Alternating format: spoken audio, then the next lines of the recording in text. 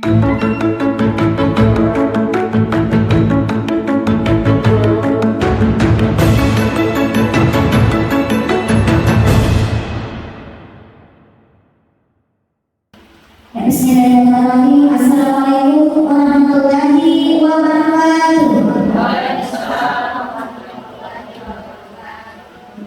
Alhamdulillahirabbil alamin. Segala puji dan puja kepada Allah Subhanahu wa taala yang telah memberikan kita nikmat kesehatan sehingga pada hari ini Bapak Ibu semua menyempatkan diri untuk hadir mendengarkan dari kami terkait dengan pembahasan visi misi dan tujuan sekolah serta pembahasan penilaian aktivitas guru dan pembahasan kehidupan tersebut terkait dengan guru itu sendiri. Salawat bersama senantiasa tercurah kepada baginda Rasulullah SAW beserta sahabat, keluarga, dan kawan. Semoga kita semua mendapatkan semangatnya dalam akhir hidup ini.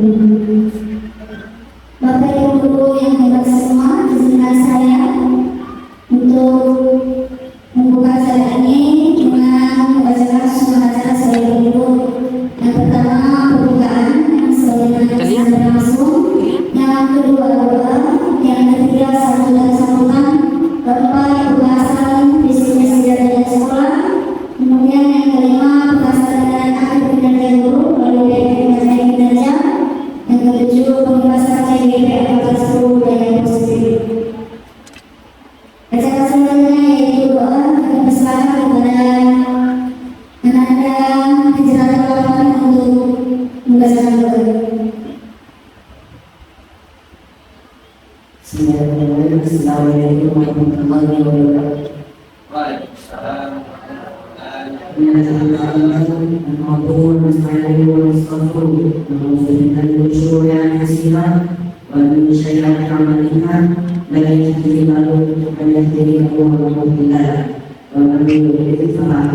Assalamualaikum warahmatullahi wabarakatuh. Waalaikumsalam. Assalamualaikum warahmatullahi wabarakatuh.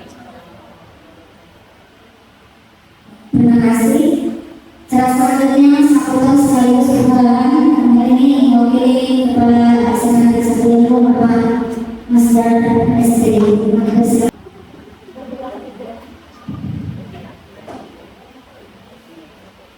Terima kasih. Assalamualaikum warahmatullahi wabarakatuh.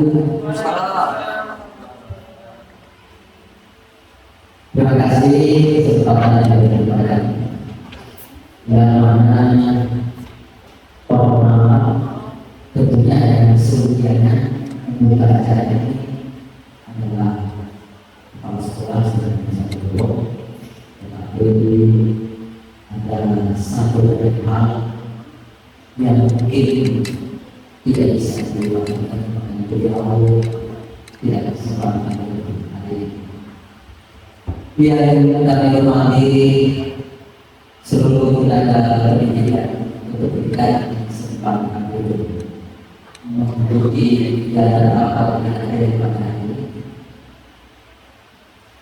Pertama-tama, marilah senantiasa kita panjatkan puji syukur kepada Allah Subhanahu wa taala atas limpahan rahmat karunia-Nya sehingga dapat kami di hari ini kita bertemu di buktinya dalam rangkaian untuk menghadiri acara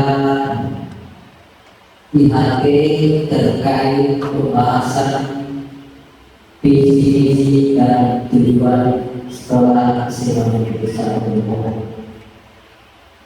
Kemudian juga senantiasa kita kirimkan salawat dan salam kepada kita Nabi Muhammad sallallahu alaihi wasallam pada keluarga dan para sahabatnya, dan alhamdulillah menunjukkan jalan, dan alhamdulillah pada hari ini kita menikmati jalan yang kita dapat menuju kepada mengawali daripada sambutan kami. yang mana kita tahu persis bahwa kalau berbicara terkait visi sekolah yang merupakan sarana, yang merupakan pedoman panduan kita untuk melaksanakan daripada program-program yang akan kita laksanakan di sekolah ini.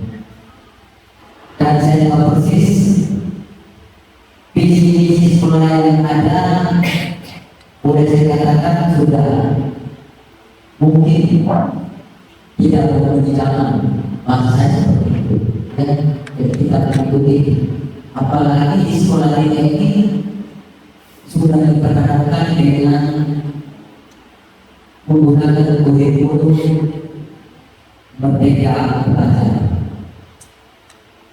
Jadi mau tidak mau, visi itu boleh saya katakan harus direvisi, ada perbaikan mengikuti perkembangan apa yang sudah dilakukan dalam kurikulum merdeka belajar. Jadi lagi-lagi saya tidak terlalu banyak menyampaikan harapan menggantikan daripada amanah yang diberikan kepada Bapak Pimpinan, supaya betul-betul apa yang kita pikirkan hari yang kita luruskan bisa mewakili orientasi apa yang kita akan kerjakan ke depan 5 tahun ke depan itu seperti itu. Ya, dan boleh dikatakan hasil yang kita lakukan kemarin hari ini kita bersama-sama mengambilnya untuk diteruskan ke Bapak Pimpinan. Mudah-mudahan apa yang kita dapatkan hari ini senantiasa diridhoi dan diterima oleh Bapak Pimpinan sebagai atasan kita. Mungkin itu harapan-harapan itu. Jadi sekali lagi saya ingin kepada seluruh teman-teman supaya betul-betul kita mengikuti kegiatan kita hari ini, karena pemilihan aku masalah visi sekolah kita. Jadi saya kira demikian pengantar kami, dan sebelumnya bahwa cara IHT dan urusan visi-visi tujuan bersama Depok hari ini saya akan dibuka dengan resmi dan pembebasan calon guru penggerak angkatan ke-10. Terima kasih. Assalamualaikum warahmatullahi wabarakatuh.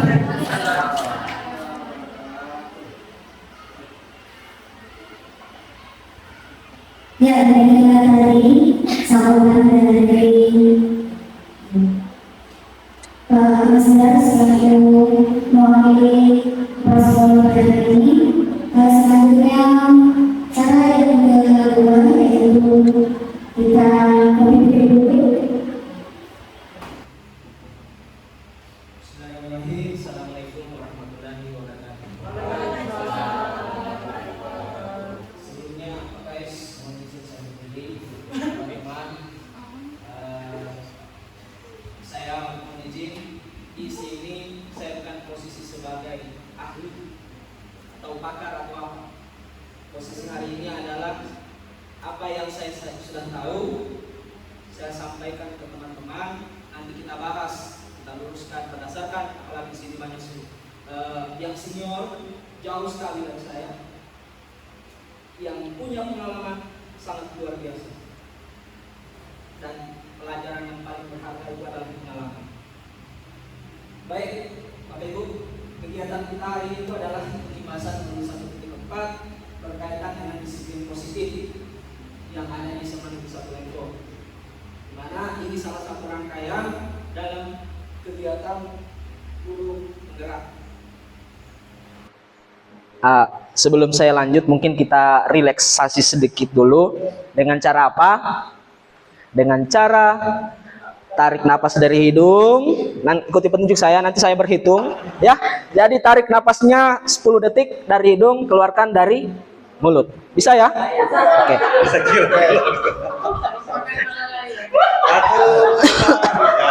Bukan keluarkan dari yang tempat lain, tapi dari mulut ya.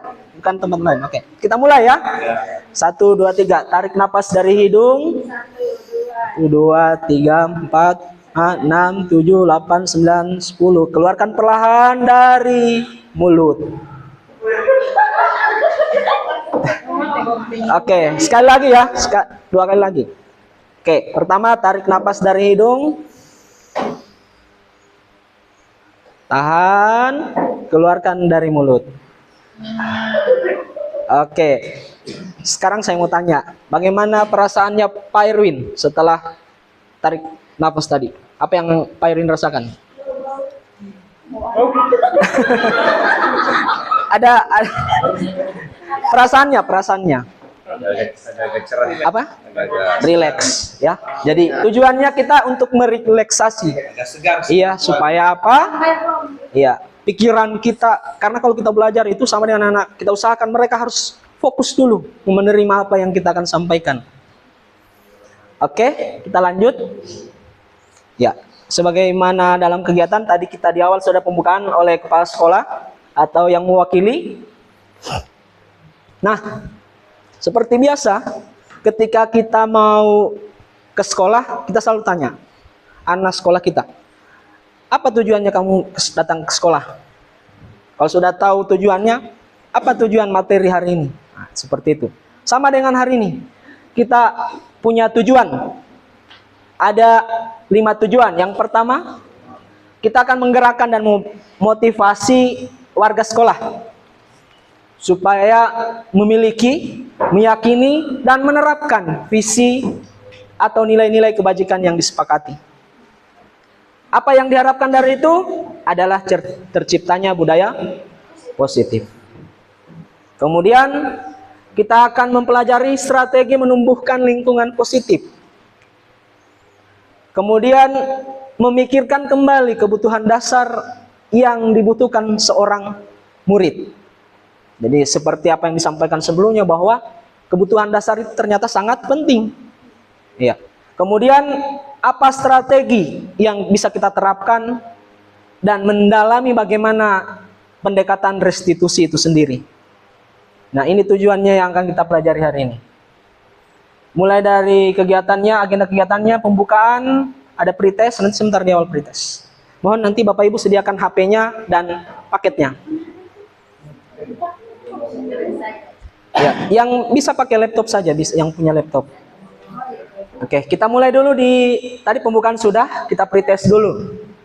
Namun sebelum pretest, kita sepakati dulu kesepakatan kelas. Yang pertama, berpartisipasi aktif dalam diskusi dan kegiatan pembelajaran, menghormati pendapat orang lain meskipun berbeda pendapat dengan kita, mengajukan pertanyaan dan mengomentari komentar yang membangun, menjaga fokus dan menghindari gangguan, menggunakan bahasa yang positif dan menghindari kata-kata kasar, mendengarkan dengan penuh perhatian ketika orang lain berbicara, menjaga kebersihan dan kerapian kelas, dan mematikan handphone dan perangkat elektronik lainnya selama proses belajar. Bagaimana Bapak Ibu, sepakat ya? Sepakat. Sepakat. Oke, kita pretest dulu Bapak Ibu. Silakan Bapak Ibu yang punya handphone scan QR code-nya ini. Kalau yang mau buka link boleh langsung linknya bit.ly/pre-tes-imbas 2024. Silakan Bapak Ibu. Yang mau scan boleh langsung scan. Masuk tuh. Ya, silakan diakses linknya. Ada beberapa pertanyaan, kurang lebih 5 pertanyaan. Bapak Ibu silahkan jawab. Tulis dulu nama lengkap. Iya, silakan isi nama lengkapnya. Ada di grup. Enggak. Ketik saja linknya sana. Kita scan. bit.ly Bit.ly. bit.ly garis miring, ini bukan I ya, L. Garis miring pri kurang tes kurang imbas kurang 2024.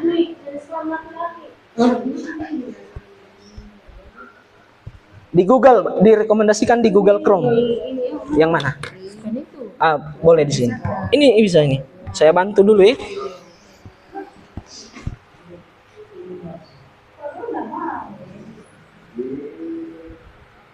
Kenapa ini minta email? Memang. Berarti kau belum tahu kan email tujuannya. Belum pernah menautkan mungkin.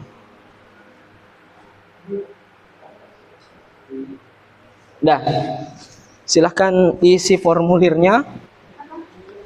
Tenang Bapak Ibu, tidak ada pengaruhnya dengan penilaian kinerja ini. Sudah kan dulu nih kayak Oh ini 2 kompleks toh? Iya. Jawabannya? Iya. Ini.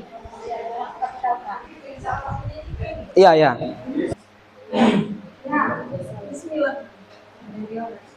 Oke, sudah 12. Baik Bapak Ibu, dari 12 ini setelah kita melakukan pretest, coba kita lihat rata-rata nilainya itu 48,33. Masih jauh dari nilai standar kelulusan SMA Negeri 1 Lembo 73. Jadi rata-ratanya kalau kita ambil rata-rata ini masih di bawah KKM kita semua posisinya. Oke, tapi tidak apa-apa Bapak Ibu. Karena begitulah kita mau belajar. Kita ukur dulu kemampuannya kita Bapak Ibu.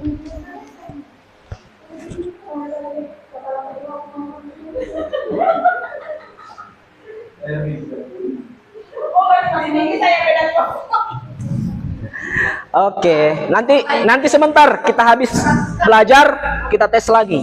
Ya, kita post tes lagi. Oke, Bapak Ibu. Siapa Ki Hajar Dewantara ini? Adakah yang tahunya siapa ini? Iya, tokoh pendidikan atau biasa sering disebut dengan Bapak Pendidikan. Oke. Jadi kalau kata si Ki Hajar Dewantara itu bahwa pendidikan itu ibarat seperti ini. Ibarat sebagai apa itu? Petani. Profesi petani. Jadi kalau kita jadi petani misalnya, mohon maaf karena ya saya termasuk juga orang tuanya petani sawah. Nah, kalau saya lihat itu di sawah, biasanya apapun dia lakukan supaya sawahnya bisa panennya bagus. Betul Bapak Ibu? Betul. Nah, itulah yang dilakukan juga sebagai seorang guru. Kalau petani, yang dia lakukan itu biasa dia kasih pupuk, dirawat tanamannya, dikasih air bahkan orang tua saya itu saya lihat tiap sore dia pergi kontrol airnya, hampir tiap hari. Kemudian dia basmi hamanya, ya, ulatnya, keongnya, macam-macam, dibelikan racun dan sebagainya. Ya. Sama dengan di sekolah. Jadi kalau kita ibaratkan pendidikan itu adalah dalam status sebagai petani, berarti kalau petani itu adalah seorang guru, maka ladang itu adalah sekolah. Ya, jadi ladangnya itu adalah sekolah. Coba lihat. Jadi petani itu adalah pendidiknya kita.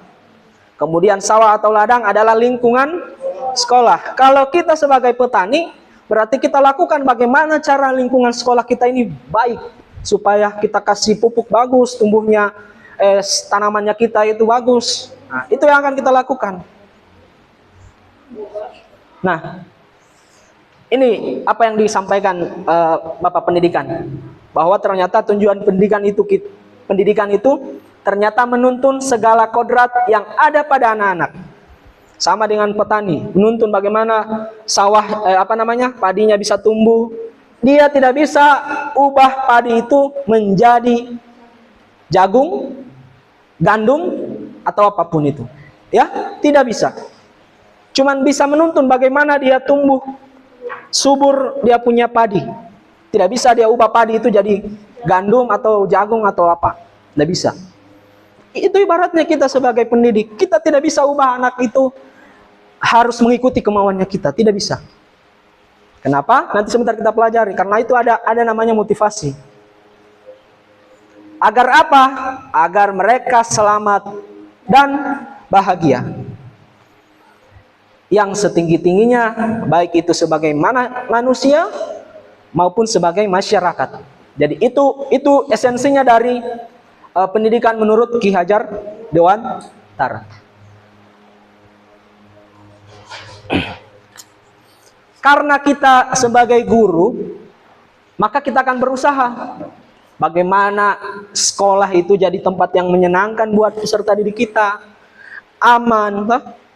Ya, sama juga dengan petani, bagaimana dia kasih pupuk supaya tumbuhannya bisa tumbuh subur. Dengan apa? Kita akan menjaga dan melindungi murid-murid dari hal-hal yang tidak baik. Itu Bapak Ibu yang akan kita lakukan. Maka esensinya apa yang akan kita buat? Ternyata yang kita butuhkan adalah kita punya tanggung jawab dalam menciptakan lingkungan positif. Nanti kita pelajari apa itu sih? Apalagi itu lingkungan positif? Istilah apa lagi itu? Mohon maaf Bapak Ibu, istilah ini sebenarnya sudah sering dari dulu mungkin ya. Hanya kan sekarang masih baru digaung-gaungkan dengan adanya kurikulum Merdeka. Padahal ya hanya mungkin beda nama saja. Apa itu lingkungan positif? Bagaimana kita menumbuhkan kebiasaan-kebiasaan yang baik. Supaya apa? Supaya timbul karakter-karakter yang baik. Untuk melahirkan budaya atau lingkungan yang positif.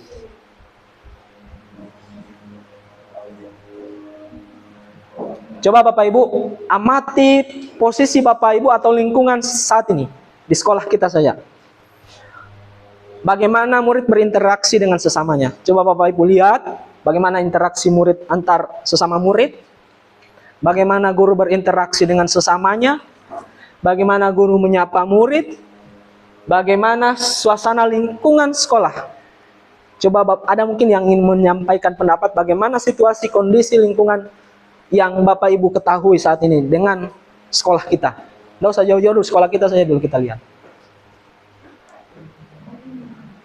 Ya, silakan Pak Edi. Terima kasih. Kalau berawal dari beberapa pertanyaan pemahaman di atas yang mengajak kita untuk mengamati lingkungan sekolah kita. Yang pertama, bagaimana murid berinteraksi sesamanya. Kalau sejauh yang saya lihat di sekolah kita, interaksi murid dengan sesamanya masih jauh dari harapan kita. Mengapa saya katakan demikian? Dalam hal prakteknya di lapangan atau di dunia nyata di sekolah kita, interaksi siswa sebenarnya secara normal berinteraksi seperti biasa. Hanya mungkin lebih kepada pembiasaan positif itu yang kurang. Mulai dari tutur kata kita punya siswa itu bahasa-bahasa kasar sering kita dengar, kemudian kadang itu mereka jadikan menjadi kebiasaan sehingga sudah sering terdengar di kalimat kita, di telinga kita. Itu dari segi ucapan. Dari segi tingkah, murid-murid kita berinteraksi dengan sesamanya ya seperti hanya bersama dengan ucapan. Kadang tingkah-tingkah yang sebenarnya tidak baik karena mungkin terbiasa mereka dengan hal-hal itu, sehingga mereka anggap itu hal-hal biasa saja, padahal sebenarnya negatif. Nah, kemudian berikut, bagaimana guru berinteraksi dengan sesamanya. Kalau sejauh ini interaksi kami atau kita sebagai guru dengan sesama juga sebenarnya secara umum normal-normal saja. Hanya mungkin ada yang menjadi perhatian saya, yaitu terkadang kita belum terlalu bukan percaya, artinya masih kurangnya motivasi dalam diri kita untuk baik itu dalam hal berbagi ataupun dalam hal menerima apa yang menjadi dianggap baik. Artinya kolaborasi kita itu belum terlalu maksimal. Iya. Nah, kadang ada teman yang mau berbagi, kemudian yang lanjut kadang tidak mau menganggap itu tidak terlalu urgent. Kemudian dalam hal sapaan, kalau kita di sekolah alhamdulillah sejauh ini kalau dulu mungkin tidak ya, kita selalu membatasi diri kita ketika kita berada di lingkungan sekolah. Kita ini kan kamu terlalu tapi kalau untuk kalimat-kalimat istilahnya dalam tanda kutip kotor, tidak senonoh itu ya sudah jauh dari seperti itu. Artinya sudah bahasa-bahasa sehari-hari guru itu sudah mencerminkan sebenarnya seorang guru. Hanya mungkin persoalan interaksinya saja mungkin sesama kita yang belum terlalu maksimal. Kemudian berikutnya yang ketiga, bagaimana guru menyapa murid. Kalau untuk hal ini sebenarnya kalau dalam hal penyapaan, hampir semua guru, mungkin sebenarnya semua guru itu menyapa murid dengan sesuai dengan posisinya. Posisi guru menyapa murid seperti apa? Hanya mungkin masih terkadang kita memanggil guru siswa atau murid di kelas itu dengan panggilan yang bukan namanya, karena sudah terbawa dari padahal sebenarnya kalau yang saya dapat juga di guru penggerak itu sebenarnya dilarang memanggil siswa kita dengan nama rumahnya, dengan nama boboho ini karena saya itu nyaman kayak misalnya nama-nama yang melekat dalam diri dia karena belum tentu mereka nyaman. Tapi kalau dalam hal yang kategori negatif mungkin sudah tidak. Kemudian yang terakhir, bagaimana suasana lingkungan sekolah Bapak Ibu? Kalau suasana lingkungan sekolah ditinjau dari disiplin positif menurut saya, sejauh hari ini bersyukurnya mungkin pertama sebelum kita ada guru penggerak senior kita Pak Bobi sudah memulai disiplin positif. Alhamdulillah sekarang kita ada 3 orang lagi yang punya amanah tugas berat untuk melanjutkan, dan saya lihat suasana lingkungan sekolah kita sudah mulai budaya positif itu kembali terus menerus kita budayakan hanya mungkin perlu catatan buat seluruh stakeholder yang ada di sekolah untuk saling mendukung. Artinya jangan kita bebankan kepada beberapa orang saja. Contoh misalnya piket di kelas kita budayakan salam sapa sambil itu di depan pintu depan, bukan untuk kita mencari muka atau tidak, sebenarnya supaya mengimbas kepada teman-teman. Kalau ini kita budayakan Senin sampai Sabtu, itu akan menjadi disiplin positif di lingkungan kita. Seperti beberapa program yang pernah dipaparkan Pak Suki waktu masalah kurikulum dengan visi sekolah, contoh LISA, lihat sampah ambil, ini harus menjadi budaya kita di lingkungan sekolah. Ketika sampah itu kita budayakan untuk sama-sama kita sadari. Dan masih banyak lagi mungkin suasana-suasana lingkungan sekolah kita secara umum. Mungkin hari ini ibaratnya kalau sebuah tumbuhan kita sudah mulai tumbuh, yang kita jaga tanaman ini jangan dia layu, kita siram terus, kita pupuk supaya budaya positif di lingkungan sekolah kita ini kelak akan berbuah dan menghasilkan sebuah membuahkan sebuah hasil. Jadi itu saja mungkin kalau dari keempat pertanyaan pemantik ini yang bisa saya jawab berdasarkan apa yang saya amati di lingkungan sekolah kita. Sekian mungkin. Assalamualaikum warahmatullahi wabarakatuh. Waalaikumsalam warahmatullahi wabarakatuh. Baik, ya itulah gambaran sekolah yang disampaikan. Jadi mungkin poin pentingnya yang bisa saya ambil bahwa budaya positif yang ada di SMA Negeri 1 Lembo itu sudah mulai pelan-pelan ditingkatkan. Oke. Kenapa kita perlu lingkungan positif tadi? Karena memang itu sesuatu yang menjadi keharusan buat kita untuk menumbuhkan budaya positif. Jadi kita sebagai guru itu memang harus jalani itu. Ya. Kenapa? Itu salah satu trik bagaimana caranya supaya kita membuat peserta didik kita bisa tumbuh sesuai dengan kodratnya tadi, seperti yang disampaikan Bapak pendidikan kita.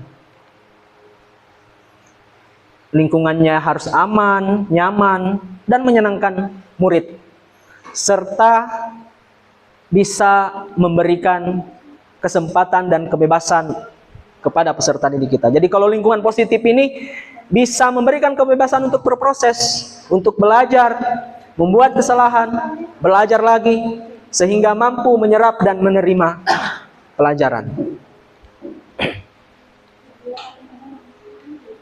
Oke, Bapak Ibu, menurut Anda, apa pentingnya tadi menciptakan suasana positif di lingkungan Anda?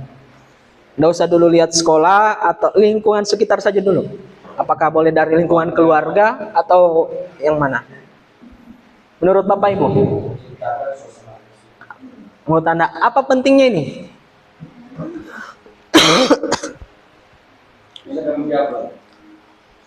Boleh? Silakan. Saya untuk kesingkatannya terima kasih kepada Pak Suki, Bapak Pengimbas.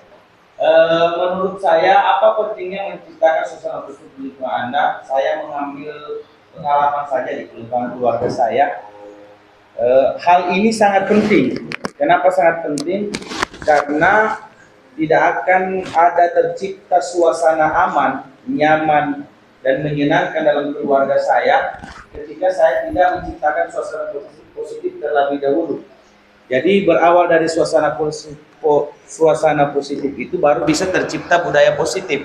Karena tidak bisa saya langsung membudayakan positif anak-anak saya kalau saya tidak ciptakan Low battery. lingkungan Please nyamannya dulu, lingkungan positif di keluarga saya. Begitu pula mungkin kalau di sekolah kita akan susah untuk menerapkan budaya positif kalau lingkungan positifnya dulu kita tidak bentuk. Jadi bagi saya sangat penting sekali menciptakan suasana positif di lingkungan keluarga, karena itu merupakan fondasi awal. Ibaratnya kalau kita mau beraktivitas dalam satu hari itu, kalau dasarnya awal bangun paginya kita sudah bad mood, otomatis itu akan berpengaruh siklus itu sampai kita, kecuali kita tidur lagi baru bangun Baru fresh lagi. Jadi dia merupakan fondasi awal yang sangat Oke. penting. Baik. Menurut saya. Jadi menurut Pak Edi itu merupakan pondasi awal ya. Menciptakan suasana. Bagaimana cara Anda menciptakan suasana? Bagaimana yang Bapak Ibu, mungkin boleh yang lain. Boleh Ibu Sulha? Bagaimana apa-apa sajalah yang mungkin yang sudah pernah dilakukan dalam menciptakan suasana positif di lingkungannya. Boleh. Ya, silakan Bu. Melakukan kebiasaan hal-hal yang lebih baik. Misalnya salah satu contoh ya di lingkungan keluarga dulu. Boleh, silakan. Kebiasaan untuk bangun pagi. Ah. Bagaimana kita bisa mengarahkan anak-anak kita atau orang-orang di dalam rumah bangun pagi, sementara kita sendiri bangunnya sudah siang. Iya. Oke, itu berkaitan dengan disiplin kayaknya ya. Saya Silakan Bu Umar. Terkait dengan bagaimana cara menciptakan suasana positif di lingkungan Anda. Boleh juga dua-duanya, kalau mau langsung jawab tidak masalah. Oh, Yang pertama apa pentingnya menciptakan suasana positif di lingkungan? Sangat penting. Karena pertama sebagai tempat membentuk kesehatan mental dan emosional. Oke. Kemudian yang kedua adalah untuk tempat bertemunya anak-anak kita menjadi bahagia, menjadi sehat. Betul. Kalau lingkungannya positif, anak-anak akan lebih bahagia. Kalau mereka Oke. bahagia, tentu pertumbuhan baik fisik, mental, dan emosional juga akan bagus. Kemudian, bagaimana cara Anda menciptakan suasana positif di lingkungan Anda? Yang pertama, komunikasi. Bangun komunikasi yang terbuka dengan misalnya keluarga kita, dengan anak-anak kita, dengan suami kita. Kemudian yang kedua adalah menerapkan aturan yang jelas di dalam lingkungan keluarga kita. Misalnya, kalau anak-anak tidurnya harus jam 10, ya harus jam 10. Jangan main HP pada saat makan, ya harus jangan main HP pada saat makan. Kemudian yang kedua, kita berikan khusus untuk anak-anak kita, misalnya dia berhasil membuat sesuatu, kita beri apresiasi walaupun itu mungkin bagi kita tidak penting, tapi bagi dia itu sangat penting sekali. Oke. Baik.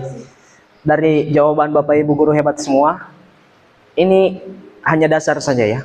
Ternyata kenapa penting? Itu bisa ternyata meningkatkan kebahagiaan dan kenyamanan. Jadi kita bangun suasana seperti yang disampaikan Pak Edi tadi.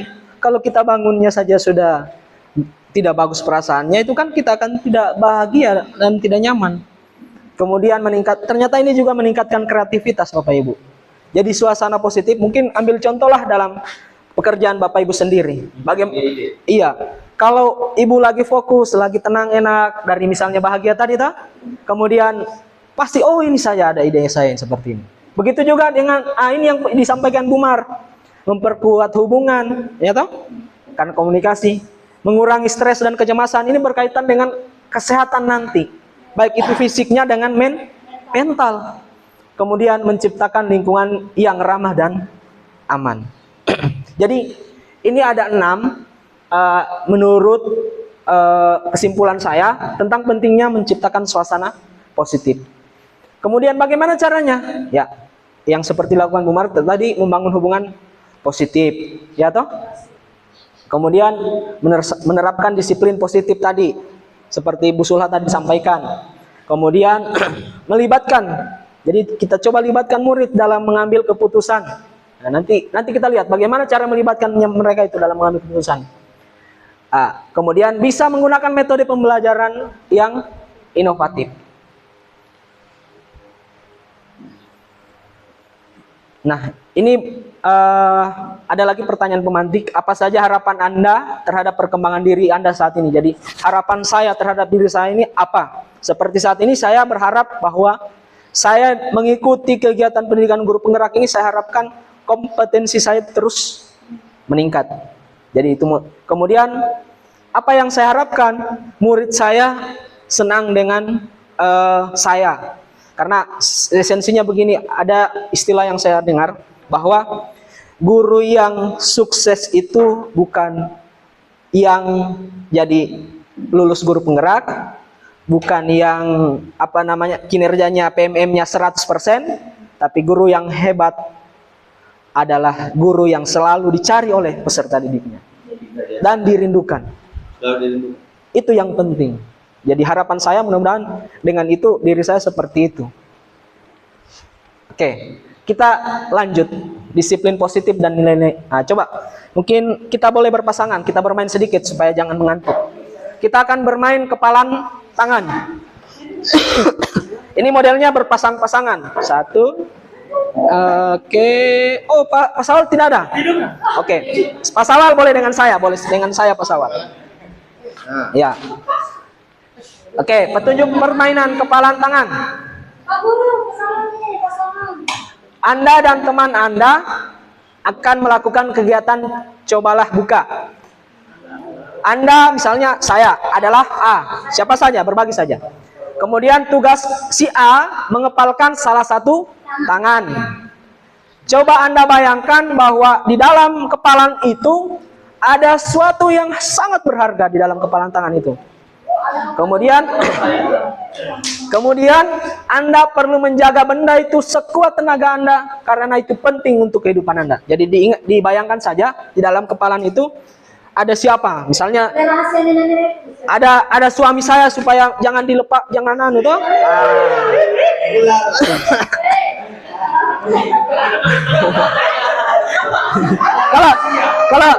Kalau bapak-bapak berarti oh istriku ini jangan dia lepasin istriku. Nah, kayak begitu. Tugas B atau rekan Anda mencoba dengan segala cara untuk membuka kepalan tangan. Teman Anda si B boleh memujuk, bahkan menghardik, memarahi, mengintimidasi, menggoda, sampai diklik-klik bisa. Bahkan yang paling bisa tawarkan uang. Ya, boleh ditawarkan uang kalau bisa. Hingga ia bersedia membuka kepalan tangannya. Ya. Nah, coba lakukan kegiatan ini selama 30 detik. Boleh, silakan Bapak Ibu. Ya, saya dan Pak Sawal. Saya yang kepalan tangan. Nah, sini ada yang berharga. Silakan Bapak lakukan apa saja supaya saya buka kepalan tangan ini. Iya. Silakan Pak. Oke. Cukup begitu saja. Oke. Bisa ya? Bisa? Bisa sampai diklik-klik bisa. Ya. Oke. Bisa ya? Oke, kita mulai ya. Tapi Bapak Ibu jangan di sini. Oke, bisa kita mulai ya? Kita mulai. 30 detik saja. 1, 2, 3.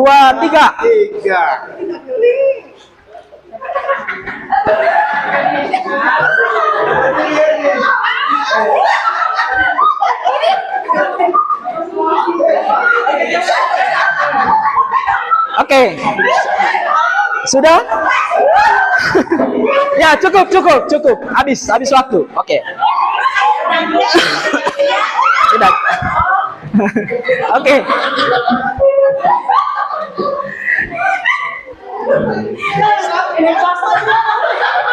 Oke, sekarang coba kita lihat. Tadi di sini berhasil dibuka? Tidak. Kalau ini? Berhasil. Ini? Tidak. Siapa yang anu? Ibu Astuti. Oh, kalau ini tadi berhasil Pak ya? Berhasil. Ini? Berhasil. Tidak.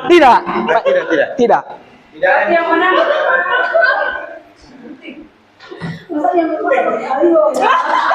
Coba kita lihat pertanyaannya. Apakah A itu dia buka? Nah, tadi kalau kita lihat ada yang membuka, ada yang menutup, toh? Oke. Apa alasannya? Saya tanya dulu, Bu Mar. Berhasil? Tidak berhasil. Tidak berhasil. Nah. Alasannya kenapa? Ini adalah amanah yang harus tidak boleh terserahkan tanpa ada alasan tertentu. Bukan bapaknya Ais itu?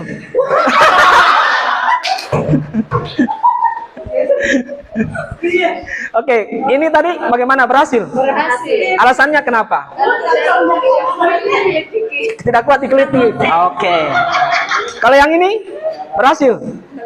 Kenapa Bu tidak berhasil? Kenapa? Kalau saya bilang, kalau kita Oke. Kalau Pak Sawal berhasil? berhasil. Iya. Karena saya juga tidak tahan tadi, sudah dikelitik sama Pak Sawal. Kalau saya terbalik, Karena itu legal jangan hanya satu saja, caranya bukan hanya satu saja. Satu masalah itu jangan hanya terfokus hanya satu saja. Ya, jadi banyak cara yang kita Bisa kita lakukan, betul. Tadi berhasil? Berhasil. Alasannya kenapa? Siapa yang membuka tadi? Ah, kenapa membuka? pijit tanganku. Oh, dipijit. Kalau ini tadi Pak Irwin tidak berhasil. Kenapa Pak Irwin?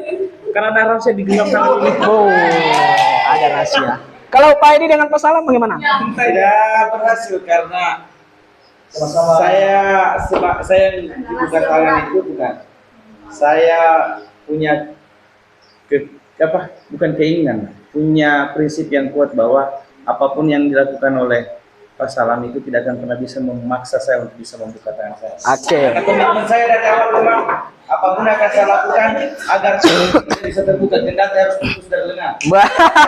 Karena komitmen saya. Iya. Berarti penting sekali tadi. Kalau yang dibongkar ini hanya rumah tangga.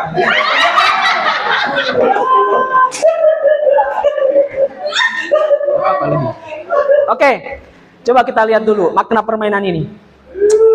Dalam kegiatan ini sesungguhnya siapa yang memegang kendali? Kalau kita lihat. Kalau saya pemegang tangan, pengepal tangan. Iya. Pemegang kendali, pengepal tangan. Iya, pengepal tangan. Oke. Coba kita lihat, tadi ada yang menutup, ada yang membuka, maupun sebaliknya. Jawabannya kita sendiri. Jadi ternyata apapun yang kita lakukan sama siswa kita, kontrolnya itu sama siswa sendiri. Itu maknanya permainan tadi. Jadi segala bentuk kontrol kepalan tangan, mau kita apapun tadi, motivasinya itu tergantung dari kita sendiri. Saya membuka dia, motivasi saya ya karena saya sudah tidak tahan, ya kan? Nah, sama dengan siswa kita, kira-kira dia mau ikut ini karena kenapa? Jadi segala sesuatu kontrol itu ada pada diri sendiri, bukan orang lain. Itu makna dari permainan tadi. Terima kasih Bapak Ibu guru hebat. Jadi apa dasarnya? Ini alasannya tadi itu semuanya punya alasan. Ada kebutuhan dasar, ya toh? Jadi kalau sudah terpenuhi itu saya buka. Nah, entah itu Pak Sawal pakai klik kitik supaya saya buka, itu adalah cara Pak Sawal sendiri. Nah, sedikit ada paradigma tentang teori kontrol, bahwa menurut Dr. William Glasser itu bahwa murid itu bisa dikontrol oleh guru. Kalau kita lihat permainan tadi itu tidak, Bapak Ibu. Yang kita lakukan itu hanya meminta izin sebenarnya. Mau tidak ini siswa dikontrol dengan cara kita sendiri. Entah itu kita hukum atau kita bagaimanakan. Kalau dipaksa ya tidak. Iya. Kemudian bahwa kritik itu bisa menguatkan karakter. Kamu seperti ini, begini. Mohon maaf Bapak Ibu, itu tidak seperti itu. Itu hanya cuma cara supaya kita bisa meminta izin kontrol kepada dia. Karena kenapa? Esensinya semuanya itu dari diri sendiri, Bapak Ibu. Begitu juga penguatan positif, efektif, dan bermanfaat. Belum tentu. Motivasi itu belum tentu. Tergantung diri sendiri.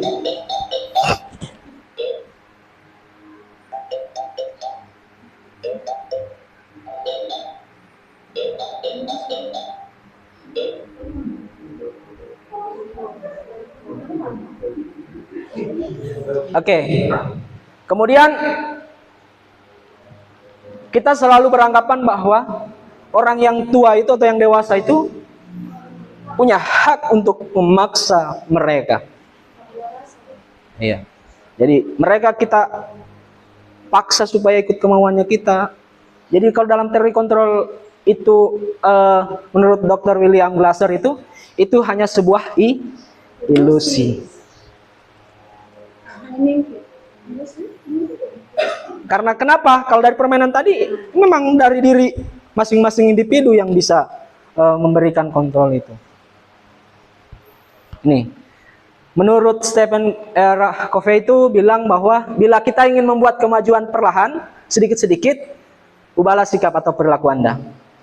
Namun bila kita ingin memperbaiki cara-cara utama kita, maka kita perlu mengubah kerangka acuan kita. Ubah cara pandang kita selama ini. Selama ini kita sering beranggapan bahwa peserta didik harus ikut saya. Harus ikut mau saya. Iya. Mereka butuh saya. Mereka ini dan sebagainya. Bagaimana kita merubah kerangka acuan kita, ubah bagaimana Anda melihat dunia dan bagaimana berpikir tentang manusia, ubahlah paradigma, skema, pemahaman, penjelasan, aspek tentang realitas. Ini ada sedikit stimul respon. Ubah dari stimul respon menjadi teori kontrol. Realitasnya itu kita semua sama. Kalau teori kontrol tidak seperti itu. Kita berbeda. Semua orang melihat hal yang sama. Setiap orang memiliki gambaran yang berbeda. Kita mencoba mengubah orang agar berpandangan sama dengan kita. Kalau menurut teori kontrol, nonsen. Kita berusaha memahami pandangan orang lain tentang dunia. Orang bisa mengontrol saya. Tapi kalau menurut teori kontrol, hanya Anda yang bisa mengontrol diri Anda. Kalau stimul respon modelnya berpikir menang kalah, tapi kalau teori kontrol dia menang. Ya. Kalau di sini bisa kita lihat, oh ternyata kalau teori kontrol lebih ke sisi positifnya, menang ya. Itu Bapak Ibu. Jadi Bapak Ibu, dalam menciptakan lingkungan positif, kita tinjau kembali strategi penerapan kita.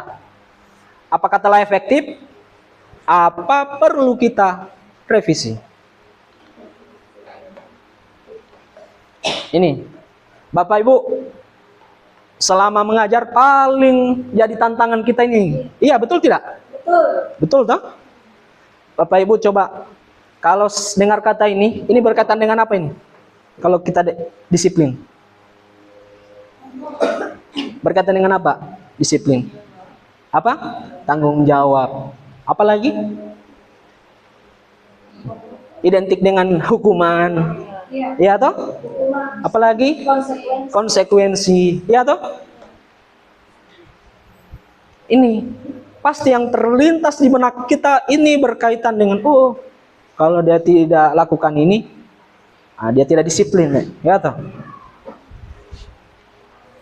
Tapi kalau menurut Ki Hajar Dewantara, dalam menciptakan merdeka dalam pendidikan itu syarat utamanya ternyata harus disiplin. Maksudnya apa itu? Tidak terlepas dari perintah, tetapi juga cakap memerintah diri sendiri. Tapi kalau Dan Josen mengatakan bahwa arti kata disiplin itu ternyata berasal dari bahasa Latin. Disiplina, yang berarti belajar. Kalau kata disiplina ini ternyata juga berasal dari akar kata yang sama. Disiple atau murid atau pengikut. Apa itu murid atau pengikut? Jadi untuk menjadi seorang murid atau pengikut, seorang harus paham alasannya mengapa mengikuti itu. Ya toh? Kemudian dengan sendirinya akan muncul motivasi di dalam diri.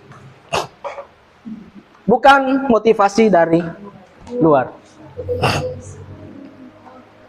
Nah, yang dimaksud dalam disiplin ini adalah lebih erat berkaitan dengan disiplin di diri. Bukan disiplin yang berkaitan dengan tata tertib, aturan, hukuman, dan lain sebagainya. Ya. Supaya apa? Agar mereka bisa berperilaku dengan mengacu pada nilai-nilai kebajikan universal. serta memiliki motivasi intrinsik, bukan motivasi ekstrinsik. Nah, pertanyaannya, nilai-nilai kebajikan universal yang diharapkan itu apa? Kalau dirangkum itu, ini dia. Ternyata P3 itu rangkuman dari nilai-nilai kebajikan universal sendiri. Ini nih. Peduli, rajin, integritas, rasa hormat, kesantunan, keadilan. Jadi inilah nilai-nilai kebajikan yang diharapkan dengan adanya itu tadi, profil pelajar Pancasila. Nah, sekarang kita bahas dulu teori motivasi, hukuman, penghargaan, dan restitusi. Seperti sudah sering disampaikan bahwa manusia bertindak itu tentu ada penyebabnya, toh? Seperti tadi yang kita lakukan. Saya buka kepalan tangan saya itu pasti ada penyebabnya. Yang pertama, untuk menghindari ketidaknyamanan atau hukuman. Saya tadi lepas kepalan tangan saya karena sudah tidak nyaman, ya toh? Nah, diklik-klik. Untuk mendapatkan imbalan. Nah, ini level yang naik dari level pertama, ini level rendah ini. Kalau motivasinya untuk menghindari ketidaknyamanan atau hukuman. Level yang kedua itu adalah mendapatkan imbalan atau penghargaan. Dan level yang di atasnya itu adalah menghargai orang yang mereka inginkan. Mohon maaf. Untuk yang level ketiga itu menjadi orang yang mereka inginkan dan menghargai diri sendiri dengan nilai-nilai yang mereka percaya. Jadi ini level yang tertinggi, ya. Jadi bukan motivasi dari luar, tapi dari dalam diri sendiri. Coba kita lihat. Ada sebuah studi kasus, IFA kurang menguasai pelajaran matematika. Ini dengan matematika lagi nih. Sehingga pada saat pelajaran berlangsung, dia hanya berdiam diri. Dia gambar buku pelajarannya. Nah, pada saat itu, guru matematika, kebetulan namanya Pak Seno, menanyakan pertanyaan IFA. Pak Seno bertanya kepada IFA, tapi IFA gugup. Hingga tak sengaja tasnya jatuh. Serta tiba-tiba IFA juga menjadi gagap dan tidak bisa menjawab pertanyaan Pak Seno tadi. Teman-teman sekelasnya pun tertawa IFA. Tertawa IFA. Nah, ternyata yang dilakukan Pak Seno ternyata malah meminta IFA untuk maju ke depan. Sambil menunjuk hidungnya karena tidak bisa menjawab pas. Jadi dia suruh ke depan, dia pegang hidungnya. Kemudian kelas pun semakin gaduh karena yang dilakukan mungkin menurut teman-temannya itu lucu, sehingga ditertawai lagi sih. Karena sambil pertanyaannya, apakah Bapak Ibu setuju dengan tindakan Pak Seno terhadap IPA? Jadi tadi kasusnya lagi belajar matematika, tapi IPA tidak fokus. Dia gambar-gambar, coret-coret dia punya buku. Tiba-tiba tanpa sengaja, Pak Seno langsung, Pak Seno langsung bertanya kepada IPA, IPA, ternyata IPA kaget, jatuh tasnya, sambil dia gugup. Dipanggil IPA ditanya, tidak tahu, suruh maju ke depan, disuruh pegang hidungnya. Teman-temannya malah menertawai dia. Menurut Bapak Ibu, apakah Anda setuju dengan tindakan Pak Seno terhadap IPA itu? Tidak. Alasannya kenapa? Alasannya kalau saya, yang dilakukan Pak Seno itu mungkin maksudnya untuk memberikan hukuman, tapi malah kalau menurut saya itu menjadi semacam tadinya hakim mungkin mau diberi malah ini kita kesannya dia lari ke semacam bullying. Niatnya mungkin gurunya mau, Pak Seno niatnya mungkin supaya ada efek jerah supaya jangan seperti itu, tetapi karena cara penanganannya mungkin tempat harusnya jangan dia berhukuman di depan teman-temannya, supaya si IFA ini tidak menjadi malu. Akhirnya dengan begitu IFA ini nantinya mungkin istilahnya dia psikologinya mungkin agak istilahnya tergantung, istilahnya kayak apa ya?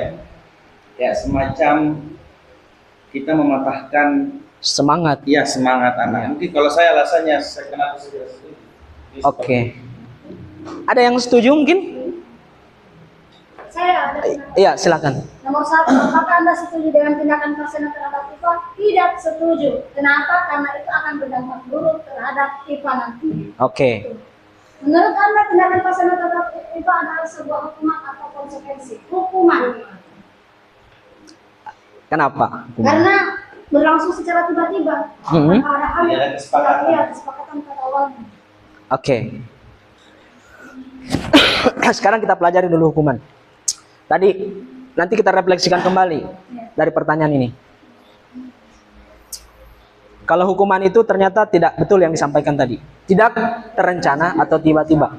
Kemudian anak atau murid tidak tahu apa yang akan terjadi dilibat dan tidak dilibatkan. Kalau dari kasus tadi memang seperti itu adanya, ya kan? Tiba-tiba langsung disuruh maju, ya kan?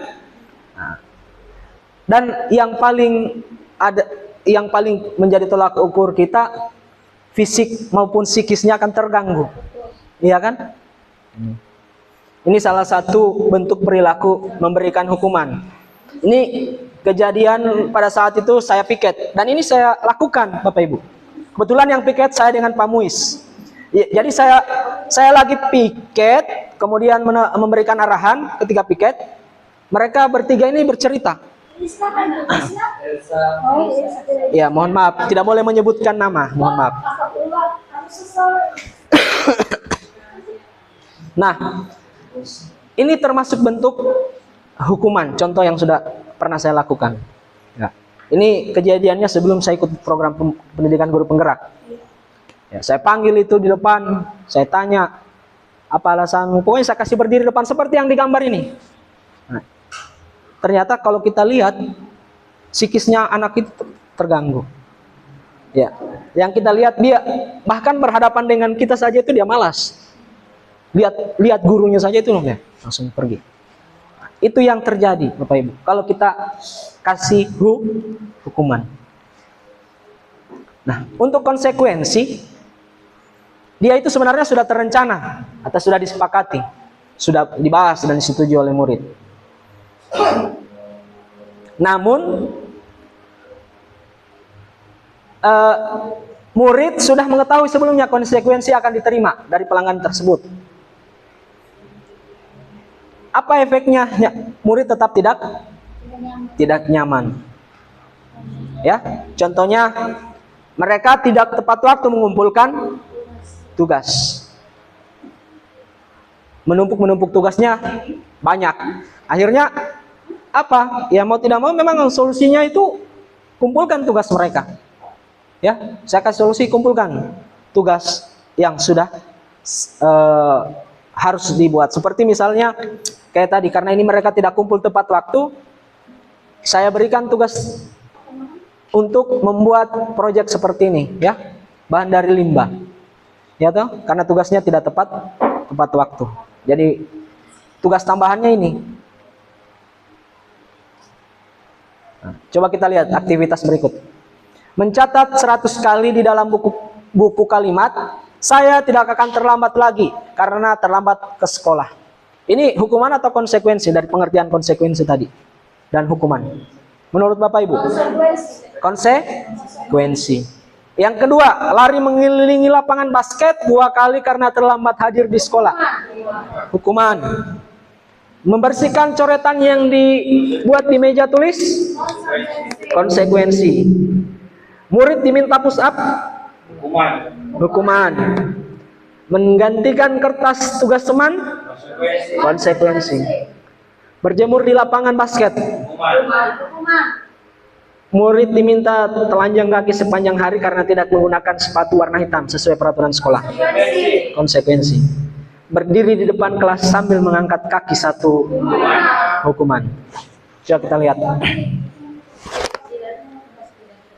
Jadi yang konsekuensi itu pertanyaan aktivitas 1, 3, 5. Ya toh? Yang hukuman, lihat seperti yang Bapak. Jadi apa yang disampaikan Bapak Ibu? Iya.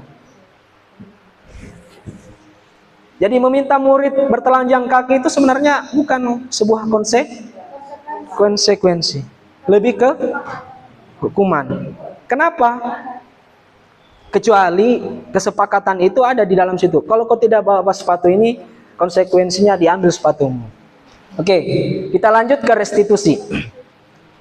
Nah, kalau menurut Dayan Josen itu, kalau restitusi itu ternyata menciptakan kondisi murid untuk memperbaiki kesalahan sehingga mereka bisa kembali ke kelompoknya.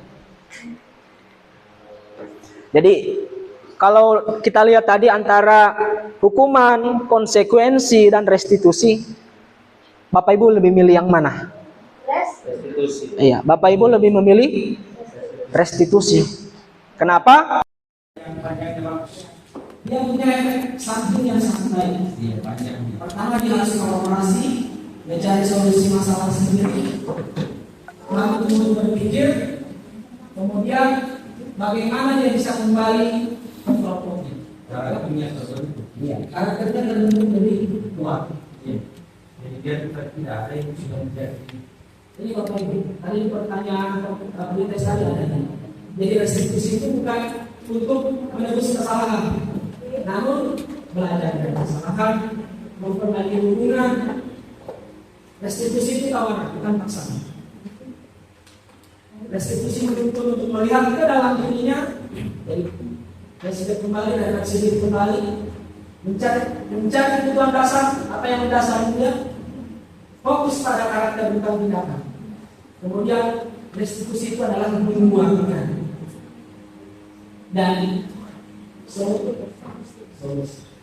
Yang penting tadi kembali ke kelompok. Itu restitusi.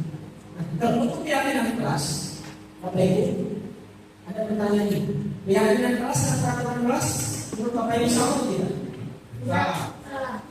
Salah. Bukan yang sama. Iya. Keyakinan dari kelas dan peraturan kelas akan hal yang sama. Kenapa? Karena peraturan kelas itu adalah awal dari terbentuknya keyakinan kelas. Jadi peraturan itu terbentuk dari kesepakatan bersama. Kemudian keyakinan ini adalah nilai kebajikan dari peraturan kelas. Jadi sebenarnya dia berbedanya dalam bentuk tahapannya saja. Dari peraturan kelas atau kesepakatan kelas itu berubah menjadi sebuah Keyakinan kelas. Oke. Keyakinan kelas dan peraturan kelas dengan dalam hal yang berbeda. Tidak sama kan? Ya. Nah, kalau keyakinan kelas dia lebih merujuk pada nilai-nilai kebajikan. Ya. Sedangkan peraturan kelas dia lebih merujuk pada instruksi atau pedoman yang spesifik tertentu mengatur suatu perilaku.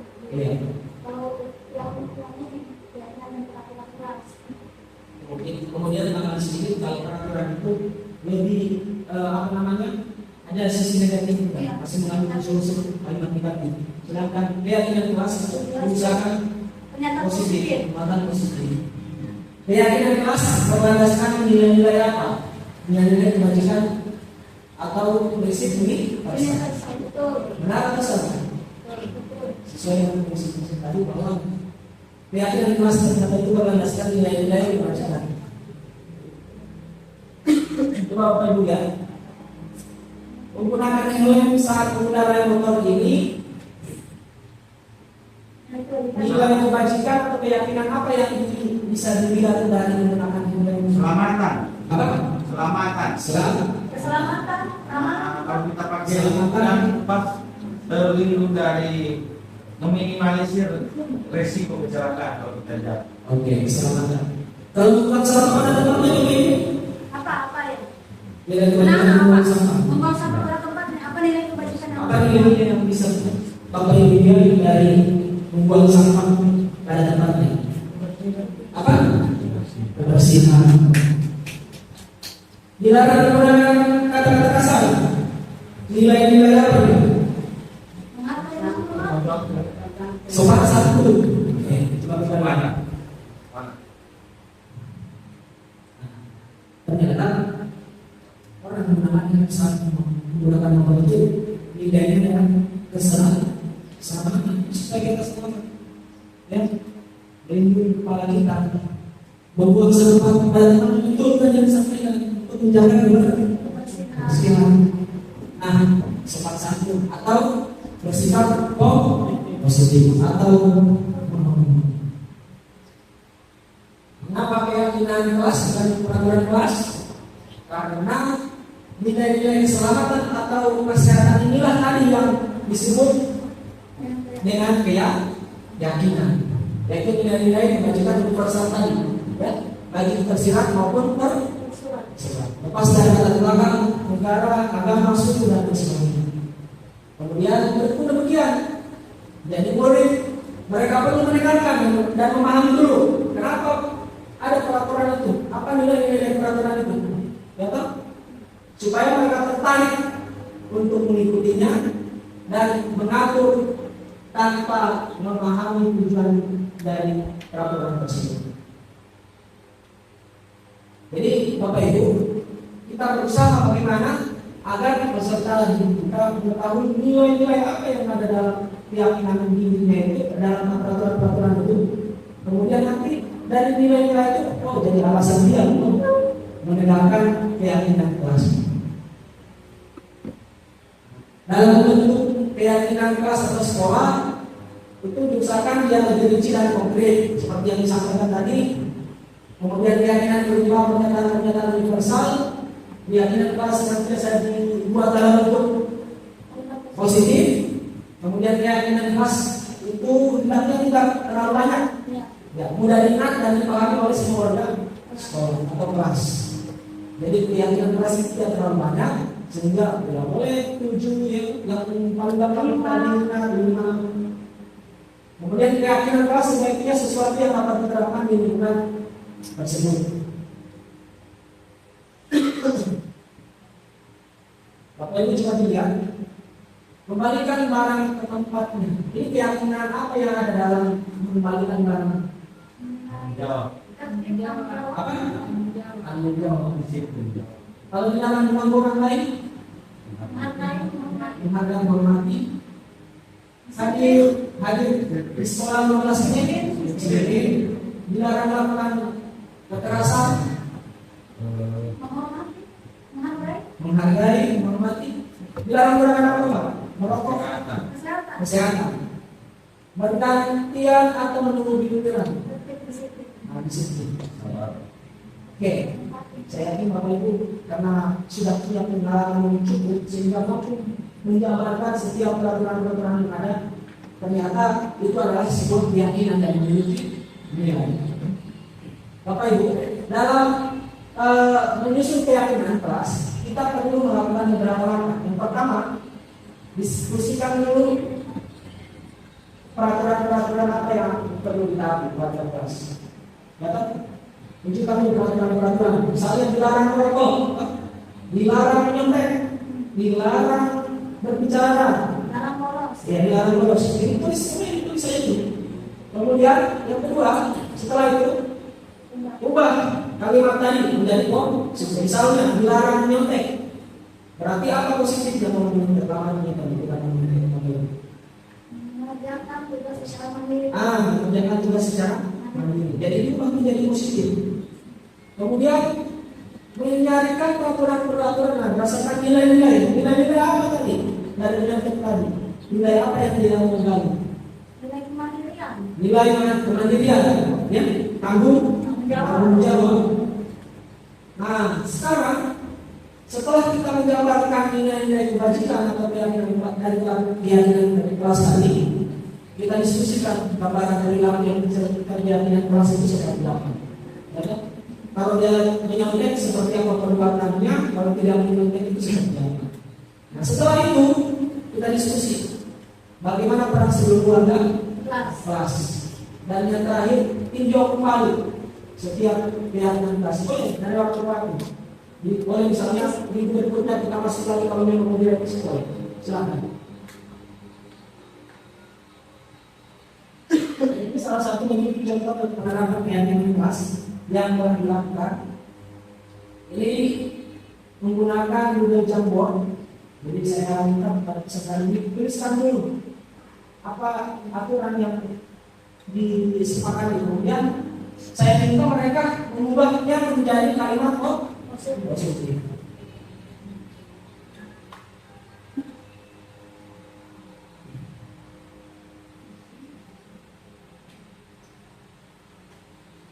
Nah, Bapak Ibu, kita lanjut ke 5 kebutuhan dasar manusia itu. Jadi 5 kebutuhan dasar manusia itu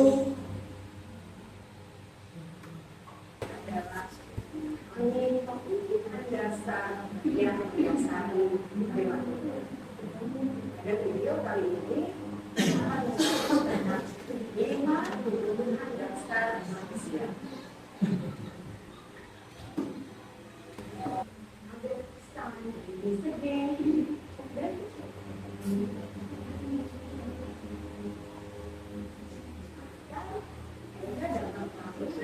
Oh.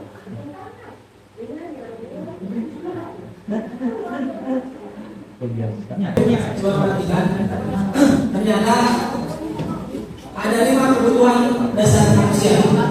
Yang pertama itu senang, cinta dan kasih sayang, kebebasan,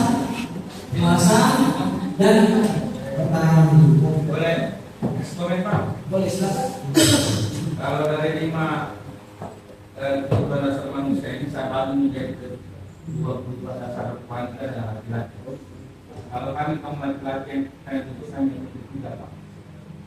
2, 1, 2, 4, 5 silakan perempuan ambil tidak berikan kepada kami. Oke, Pak Rede, Pak. Jadi maka sangat membutuhkan kebebasan. Ya.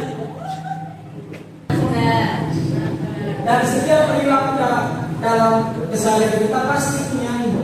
Ya, Ya. ya, punya motivasi untuk bertahan hidup, Senang, terus sebagainya. kesenangan, cinta dan kasih sayang, kebebasan. Ya, toh? Diterima dan menerima kasih sayang, koneksi. Nah, Kebutuhan akan pilihan, kemudian ekonomi, kebutuhan psikologis, secara serapah, psikologis, sama.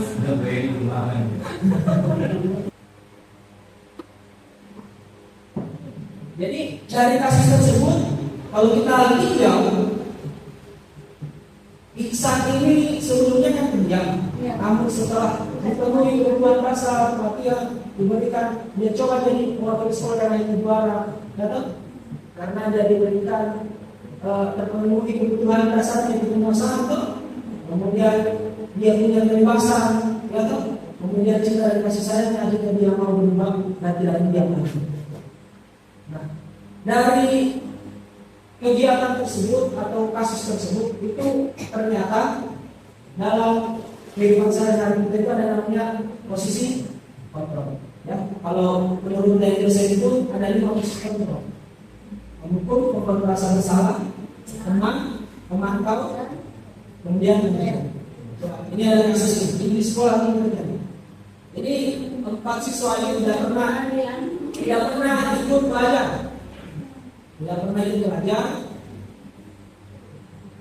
Dipanggil, saya panggil mereka. Ternyata Pak Muis juga tidak pernah masuk belajar. Kemudian pada saat itu saya memanggil mereka, saya tanya, kenapa kamu tidak belajar? Apa alasan tidak belajar? Ya toh? Kira-kira dari kasus saya tadi ini, ke 5 posisi kontrol ini, saya di posisi yang mana? Menurut Bapak Ibu. Sebagai pembuat merasa bersalah, sebagai pemantau.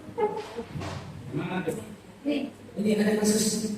Ini kalau partisan tadi kita ini tidak pernah ada proses belajar ini. Kemudian saya panggil. Ketika saya panggil, saya tanya, kenapa kamu tidak pernah belajar selama ini? Apakah kamu tidak suka sama gurunya? Apakah kamu memang tidak tahu pelajarannya? Atau seperti apa? Kalau kasus ini kira-kira posisi kontrol yang mana yang sesuai dengan gambar ini? Atau peristiwa ini? Sebagai apa? Mantap. Apa alasannya? Nah, sesuai dengan deskripsinya tadi bahwa selama ini mereka tidak pernah belajar, sudah ada pantauan. Ya. Pantau bahwa apalagi kalau anak ini memang tidak pernah masuk lagi, jadi posisi Anda sebagai pemantau. Sebagai Jadi kalau ada lagi kalimat berikutnya, mungkin ada kalimat anak yang Iya. berikutnya, misalnya, kenapa kamu tidak membantu bapak? Mungkin itu salah. Dia masuk lagi ke rumah merasa bersalah. Oke. Jadi posisi yang saya ambil pada saat itu betul yang saya ambil. Jadi posisi saat itu saya lihat karena itu kan sudah ada aturan dari keyakinan kekerasan seksual bahwa kalau kamu tidak masuk saja sekian persen, ya, itu tidak memenuhi syarat untuk mengikuti ujian atau ulangan. Jadi posisinya karena sudah ada aturan sesungguhnya yang kita sepakati atau keyakinan yang kita sepakati, kemudian saya melihat mereka kebetulan memang tidak pernah hadir, saya panggil. Ternyata bukan saja saya, guru lain pun sama. Coba kita lihat ada dalam motivasi eksternal dan internal. Ternyata kalau kita mau menjadi, kalau kita lihat ini yang di luar sini, ini adalah posisi identitas yang gagal. Contoh menghukum, misalnya dulu menghadir, menanya, menunjuk-nunjuk, menyakiti, dengan kata kalau kamu tidak melakukannya saya akan melakukan seperti itu sebagai hukum. Ternyata hasilnya kalau kita melakukan posisi ini, mereka akan menjadi seorang yang memerintah. Kemudian menyalahkan orang lain. Sedangkan untuk membuat orang yang merasa bersalah itu lebih cenderung ke ceramah, ya. Kemudian hasilnya apa? Dia mungkin akan suka berbohong. Sedangkan untuk posisi teman, hasilnya dia akan ketergantungan. Namun kalau kita di posisi sebagai manajer, ternyata itu bisa menguatkan watak dengan karakter. Dan inilah yang diharapkan menjadi sebuah identitas sukses dan memiliki kontrol diri. Ini contoh kata-kata atau pernyataan yang sesuai dengan posisi konsultan. Misalnya, saya kecewa sekali sama kamu. Berarti dia termasuk membuat merasa bersalah. Kalau kamu tidak berhenti, saya akan mengambil handphone kamu. Ini posisinya apa? Saya mengerti kamu sudah kesal, tapi mari kita bicarakan ini dengan baik. Ini posisinya bukan sorry. Ya, saya mengerti kamu sedang kesal, tapi mari kita bicarakan ini dengan baik-baik. Posisi ini sebagai kalau kamu melanggar aturan lagi, ya kamu akan mendapat konsekuensi yang lebih. Itu adalah posisi teman.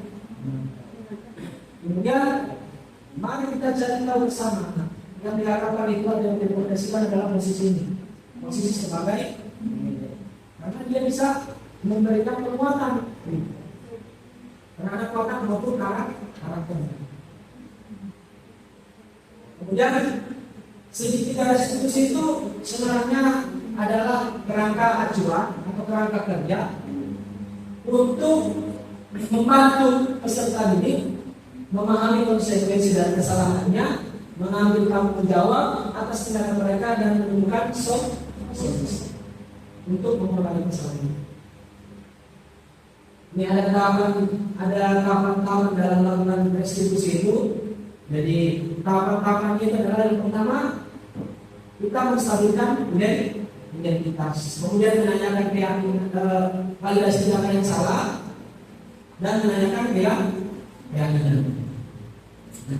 Sekilas dalam tahapan kita restitusi, tahap menstabilkan identitas itu bertujuan untuk mengubah identitas anak yang gagal karena melakukan kesalahan menjadi yang sukses, dari merasa sedih dan emosi hingga menggunakan fungsi rasionalnya. Contoh, berbuat salah itu tidak apa-apa, ya. Dan juga saya berbuat salah itu tidak bisa. Ya. Kemudian saya juga pernah membuat kesalahan, kemudian saya ingin mencari solusi dari apa yang telah diperbuat.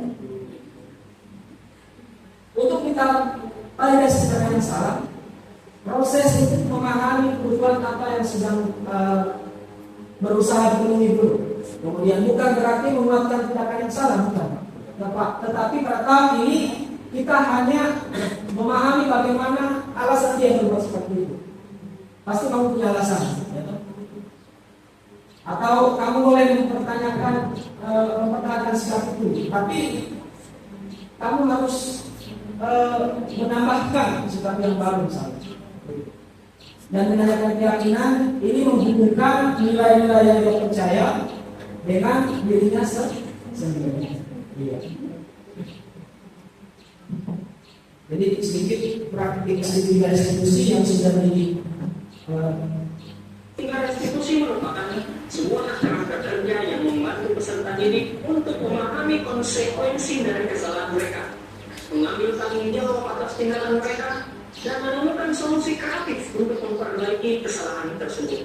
Terdapat 3 tahap dalam segitiga restitusi, yaitu menstabilkan identitas, validasi tindakan yang salah, dan menanyakan keyakinan. Dalam menstabilkan identitas dilakukan berdasarkan prinsip bahwa membuat kesalahan adalah bagian dari proses pengajaran yang nantinya akan menggeser identitas gagal menjadi identitas sukses. Pada langkah validasi tindakan yang salah dilakukan berdasarkan prinsip bahwa setiap perilaku berupaya memenuhi suatu kebutuhan tertentu, sehingga guru atau orang tua akan bergeser dari pemikiran stimulus respon menjadi proaktif, serta akan lebih mengenali hubungan peserta didik. Dalam menanyakan keyakinan, kita dapat memberi pertanyaan-pertanyaan bermakna kepada peserta didik untuk memunculkan motivasi secara intrinsik sehingga mampu mengaitkan keyakinan dengan tindakan yang salah. Dari institusi tersebut, mulai dari menstabilkan identitas, kemudian validasi tindakan yang salah dan menanyakan keyakinan kepada bersangkutan. Dan sebenarnya tanpa perlu kita pahami itu bisa kita lakukan secara spontan. Pada saat itu saya lakukan di dalam kelas juga. Saya panggil, saya tanya kenapa kamu melakukan ini. Kemudian saya suruh kembali untuk melakukan praktek. Alhamdulillah diaktif kembali dalam praktek tersebut.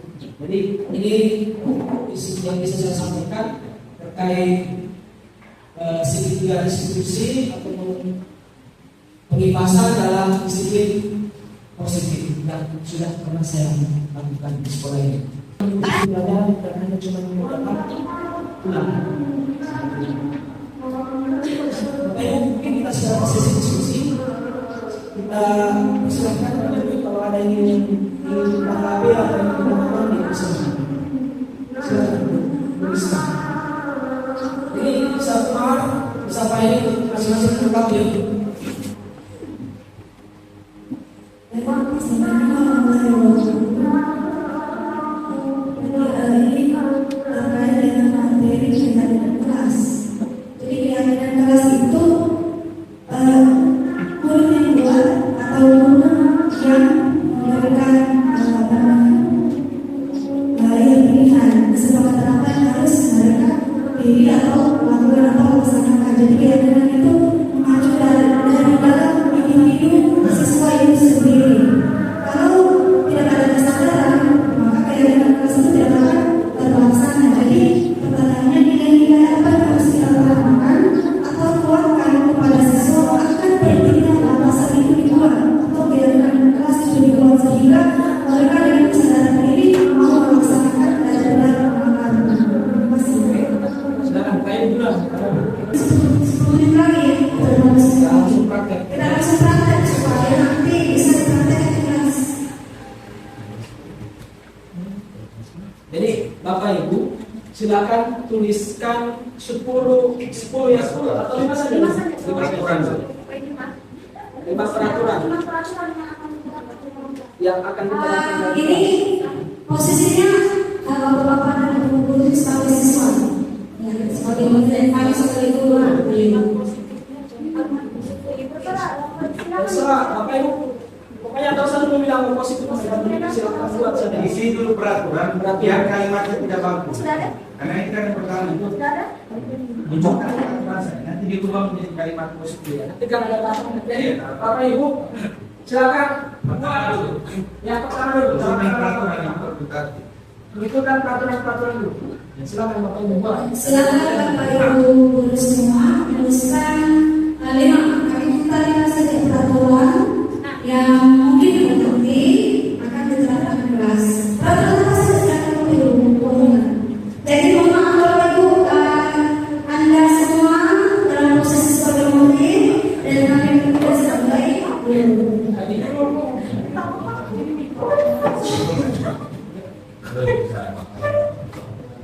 Silakan dikeluarkan.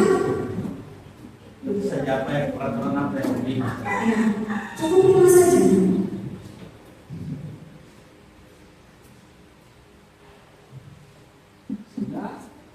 Kalau terlalu banyak 5 biar 3.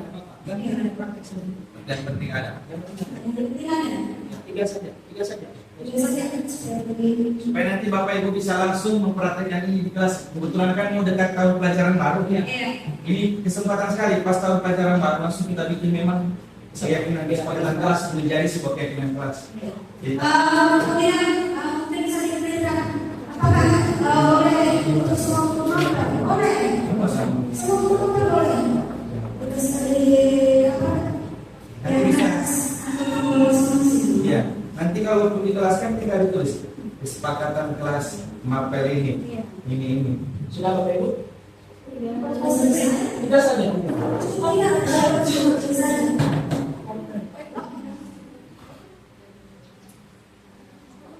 Oke.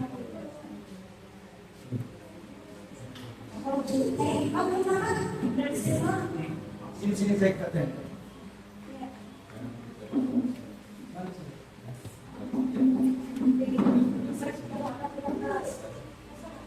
Laksana tempelkan.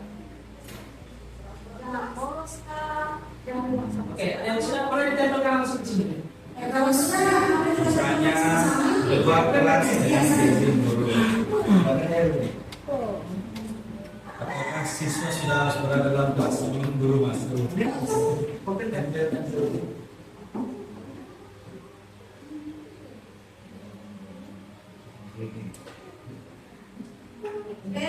sudah 3, 4.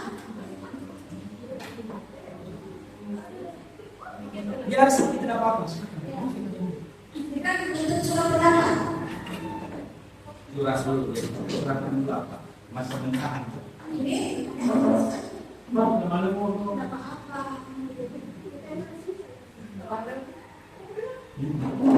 Kalau saya ditempelin, oke kan? Kalau tidak, tidak ada sini.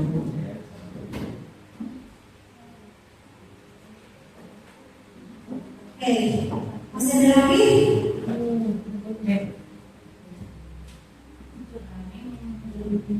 Oke, cukup ya? Sudah. Masih ada 3 orang lagi. 4 orang lagi. Sebenarnya di dalam pikiran Bapak Ibu ini banyak sekali itu hanya menggunakan Tapi ini posisinya sebaiknya jangan posisinya sebagai guru. Ibaratnya kita ini adalah siswa. Tapi bermanfaat untuk guru juga. saat ini lagi mengambil posisi sebagai siswa. Saat ini untuk istilah ini. Nanti setelah proses ini boleh mendengarkan. Jadi kalau dalam pembuatan kesepakatan kelas itu upayakan surat pendapatnya jangan dari kita hanya mengarahkan. Jangan kita bilang kita itu berikan murni kita ada surat pendapat dari tersebut supaya nantinya ketika disepakati tidak ada penekanan dari kita karena mereka yang menyepakati dari mereka untuk mereka dan hasilnya juga untuk mereka. Kalau selama ini kan kita yang bikin itu salah. Dokter Bali dan harapan saja siapa ini yang kita punya. Ini bawa saya muat dalam prakteknya itu. Makanya sebelum kita bikin ini kesepakatan kita harus memberikan penguatan bahwa tujuan pembuatan keyakinan kelas itu yang harus dipancing. saya malah ada bisa bikin itu tidak boleh bukan makan, tidak boleh makan kalau minum bisa, kalau makan itu tidak boleh. Oke, tergantung cara kita. Dina. Oke, tempel saya di depannya Bapak Ibu. Selanjutnya Bapak Ibu, silahkan ubah kalimat yang Bapak Ibu tuliskan menjadi kalimat positifnya. Mungkin bisa dari Anda dulu masing-masing. Boleh, ya, boleh, silakan. Poin pertama itu membayar iuran kelas tepat pada waktunya. Poin kedua, tidak menyimpan atau membuang tempat atau bekas makanan. Poin ketiga, patuh dan taat kepada setiap peraturan yang sudah disepakati. Pertama, jangan terlambat masuk kelas. Dua, minta izin jika hendak keluar saat pembelajaran. Yang ketiga, tidak mengganggu teman saat pembelajaran berlangsung. Makasih bagus sekali. Lanjut, Ibu Bapak. Oke, yang pertama, masuk belajar tepat waktu. Yang kedua, tugas tepat waktu. Dan yang ketiga, minta izin kalau hendak keluar kelas. Makasih. Lanjut. Yang pertama, datang tepat waktu. Yang kedua,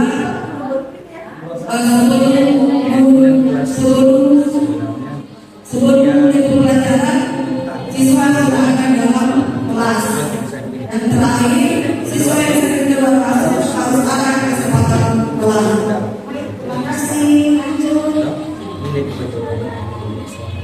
Terima kasih kepada yang pertama masuk kelas tepat waktu, yang kedua jangan bolos, yang ketiga menyambung tugas tepat waktu, dan yang keempat tidak boleh makan dan minum di dalam kelas. Baik, terima kasih.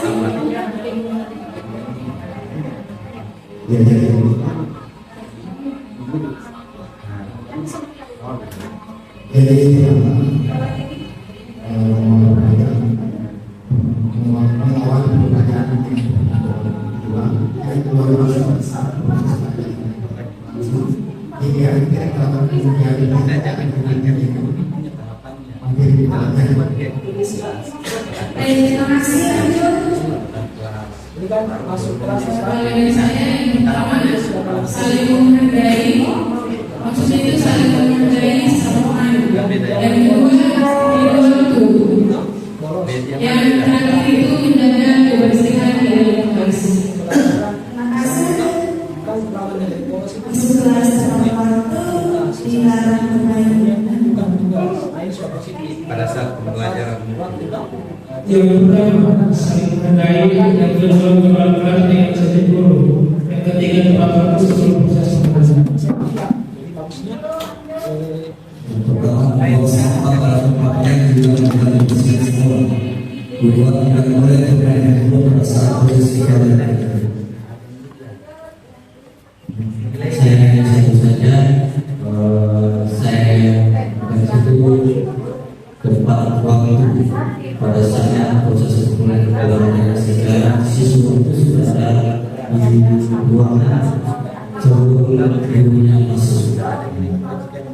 Oke, berarti kita lakukan kejelaskan. Ya, itu untuk teman-teman yang jelaskan dan untuk menjawab pertanyaannya.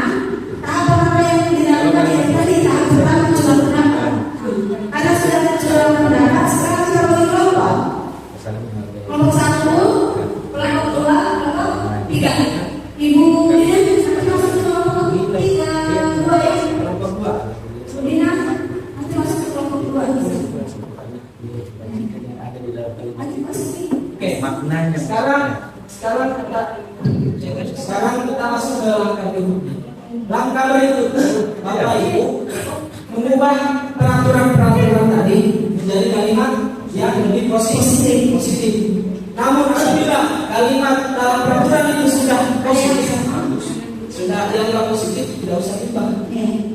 Misalnya nomor 1, maka hadir tepat waktu itu kan sudah positif. Kalau negatifnya itu jangan terlambat. Begitu, itu kan diubah. Kalimat negatif. Kalau sudah positif ya tidak perlu diubah. Misalnya, jangan terlambat masuk kelas, berubah menjadi hadir pembelajaran tepat waktu. Ya, dan langsung.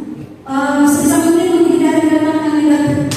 Jangan, tidak boleh, dilarang, dilarang. Itu kan positif apa negatif? Sudah? Sudah.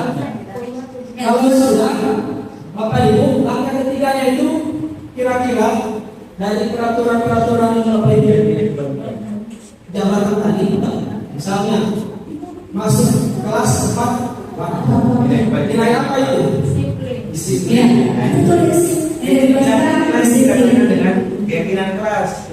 Kalau yang awal tadi ini masih kesepakatan kelas.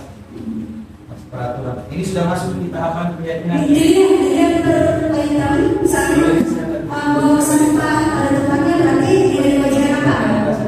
Betul. Tahapan dari kesepakatan kelas. Pendalaman. Siswa yang sering keluar masuk harus ada kesepakatan masing-masing. Siswa yang sering keluar masuk, mungkin begini maksud kalimatnya meminta izin terlebih dahulu sebelum keluar kelas. Oke? Meminta izin terlebih dahulu sebelum keluar kelas. Kalimat positif.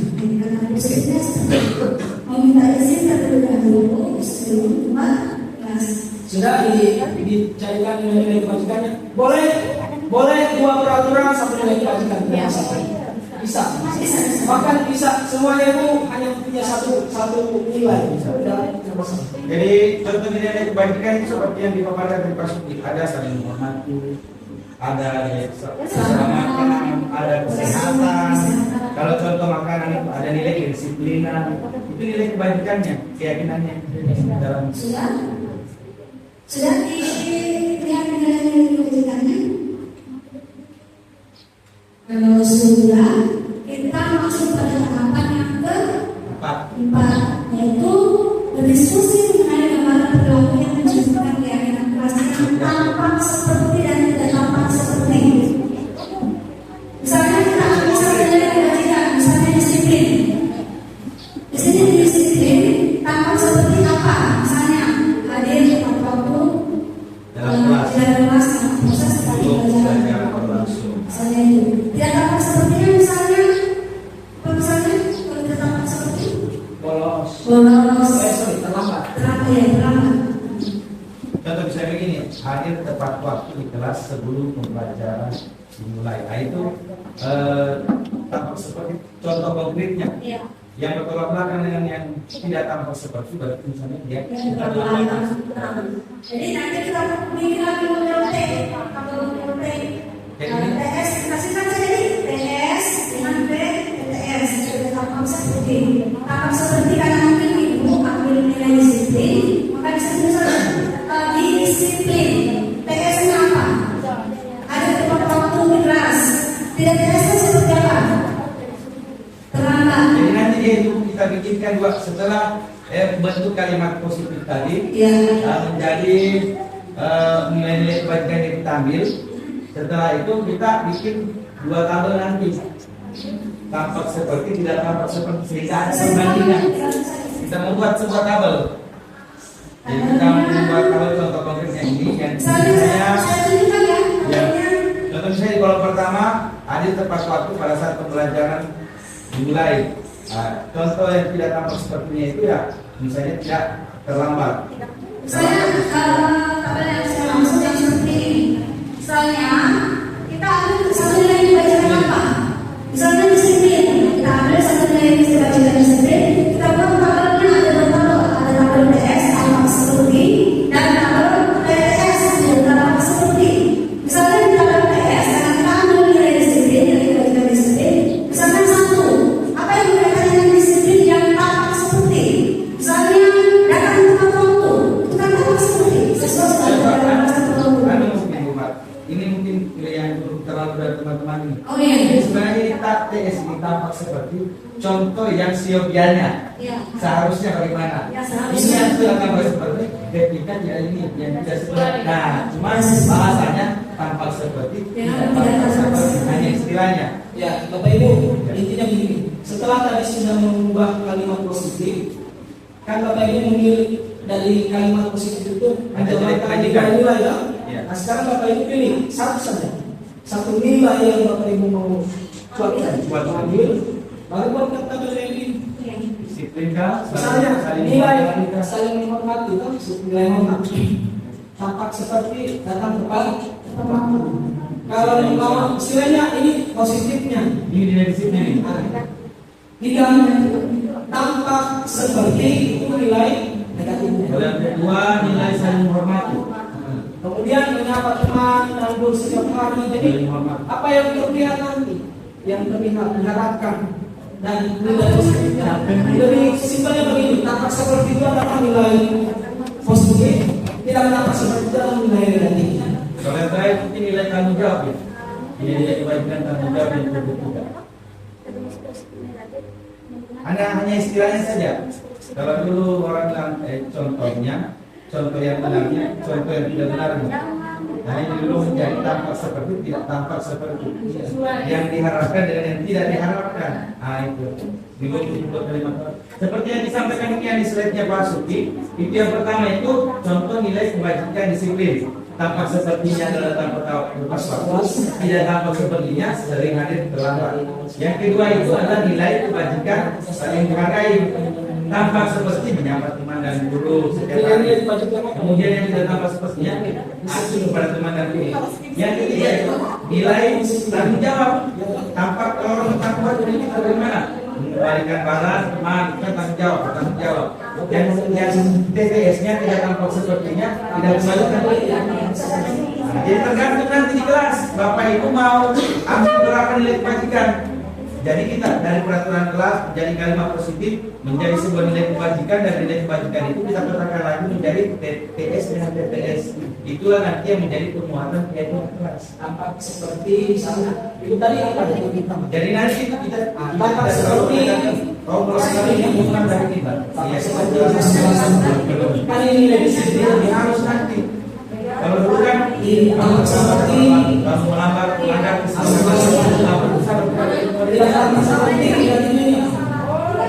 jadi lebih kepada kayak peraturan yang mereka buat, mereka yang kita dilaksanakan, maka dia merasa dia tidak bertanggung jawab terhadap apa yang dia disepakati. Ya, seperti yang diberi berubah dalam tempat terbuat. Berarti sini bisa datang tidak tampak itu nilai negatif saja. Berarti jangan nanti itu terus kata tidak ada lagi muncul lagi kamu melanggar kesepakatan kelas lagi model kelas. Keyakinan kelas apa yang belum kamu penuhi?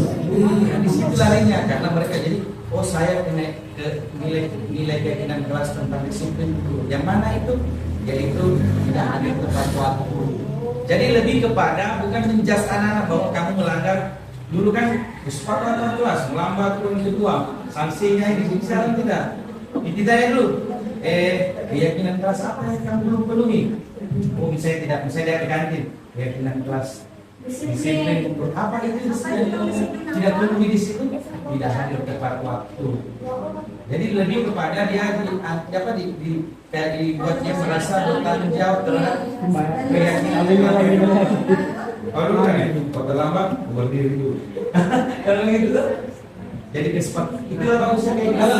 Kalau sudah sekarang kita kelaskan tentang mendiskusikan mengenai gambaran perilaku yang mencerminkan keyakinan kelas tadi.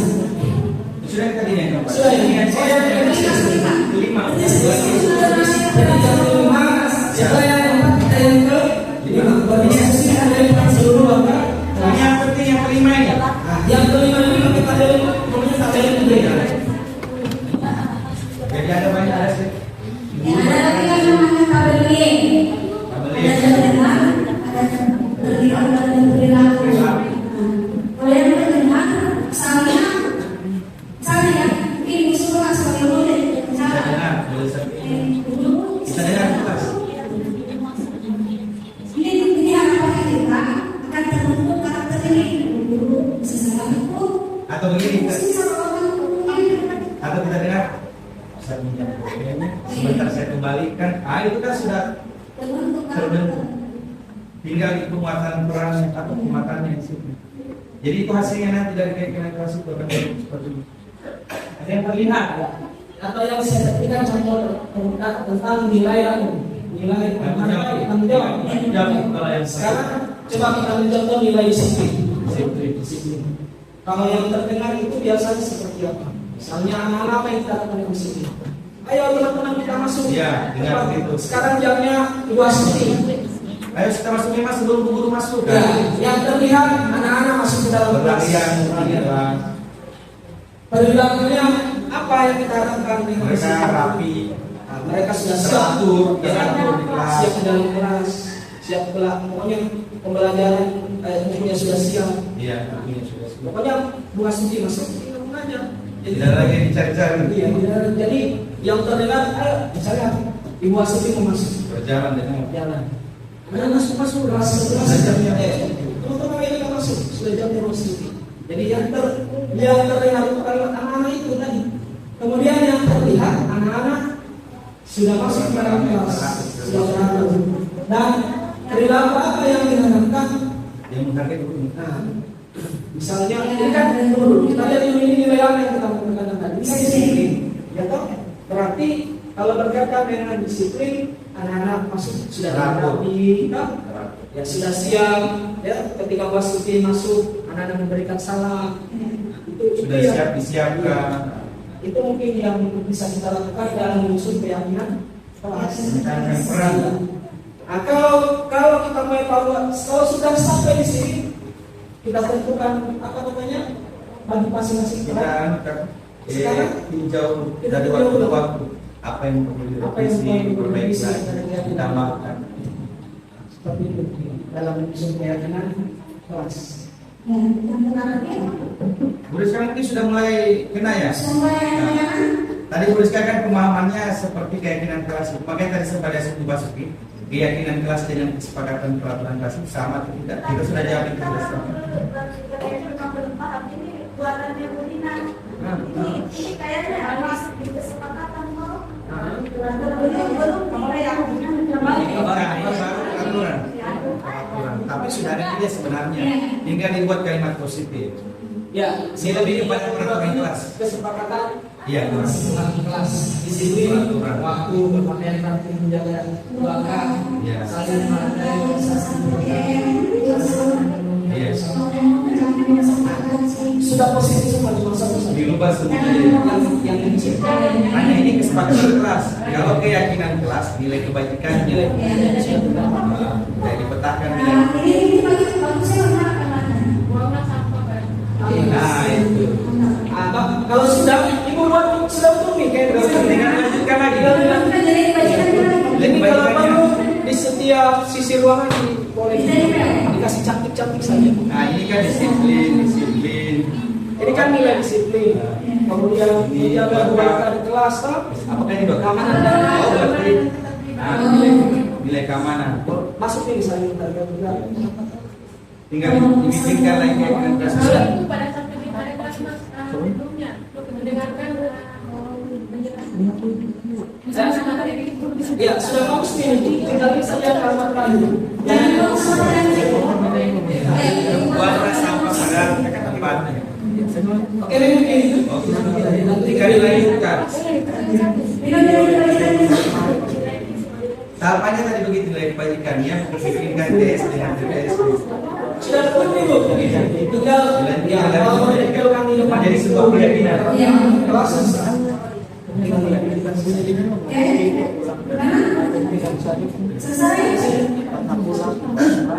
Ada yang masih bertanya? Oh, semua? Saya udah bertanya? Sekarang bertanya? Bapak Ibu, mungkin karena sudah selesai. Karena sekarang Tidak begini, mudah-mudahan output dari ini nanti kalau Bapak Ibu guru bingung, kami bukan menggurui tapi posisi mungkin sebagai coaching teman-teman sekali. Bagusnya karena ini kan di awal tahun pelajaran baru, bagus sekali kalau semua guru mata pelajaran punya keyakinan kelas. Akan pasti kita rasa dampaknya kepada anak-anak kita. Agak berbeda mungkin dengan yang lalu-lalu. Dan itu mungkin nanti kita berkolaborasi, ada Pak Suki, ada Umar, ada saya. Kalau teman-teman bingung, selama masih ingin berkomunikasi, selama masih kita saling membantu untuk membuat keyakinan kelas ini supaya sama-sama kita berkolaborasi. Ya kan, kebetulan di sekolah kan sudah ada kabar, ya ada kabar nanti kita diskusinya di sini. Apapun masalah yang kita ada bersama, di lokal saya punya masalah, apapun masalah nanti kita diskusikan di sini. Jadi itu hitungannya global, supaya kita cari solusi sama-sama atau problem yang kita hadapi. Terima kasih. Saya tertutup. Oke, mungkin sebelum kita menutup, cuma Kata terakhir. 3 menit kita proses. Standar close-up. Prosesnya kan insya Allah gampang. Apalagi istilahnya mas? Iya, proses. Closing stand-up.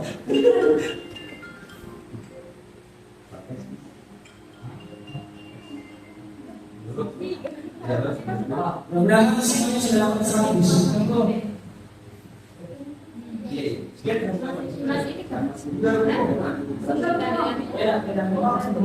proses.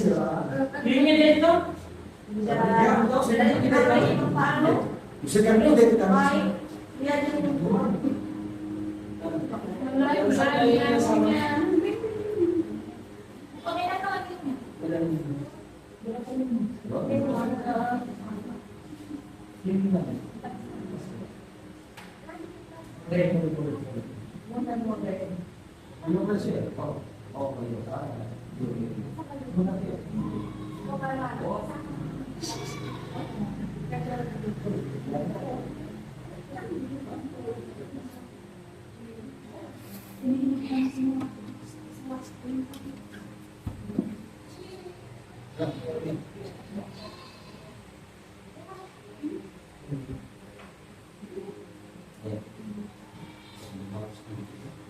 Oke. Ada yang 100.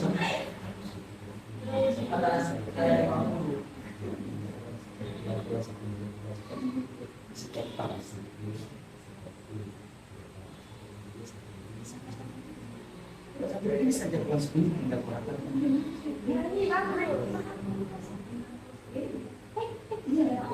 Yes.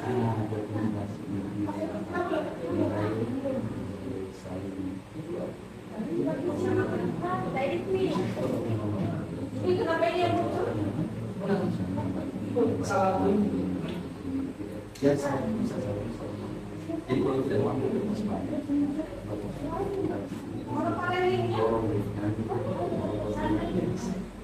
atas dulu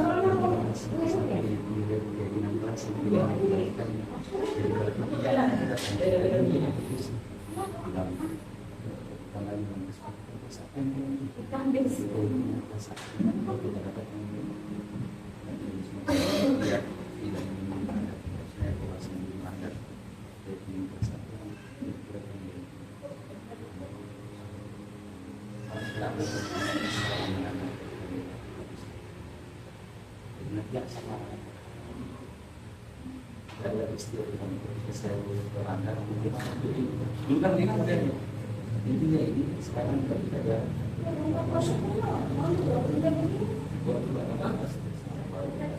iya dia bicara sendiri solusinya betul supaya ketika kita kalau hukuman kan Ya, 100. belum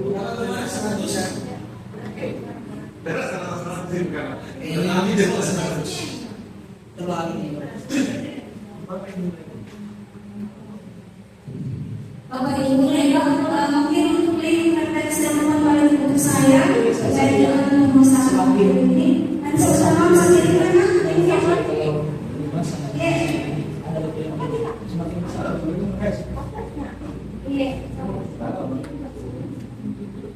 sudah yang dapat 100.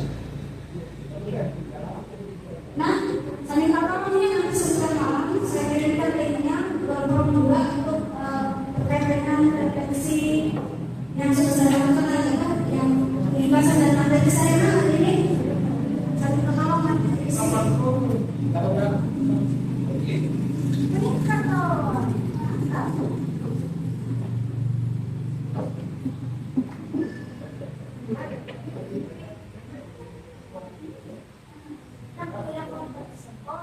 Oke, Bapak Ibu bisa lihat hasil posisinya itu dari 4 yang menjawab rata-ratanya sudah 80. Tadi 48, sekarang sudah 60.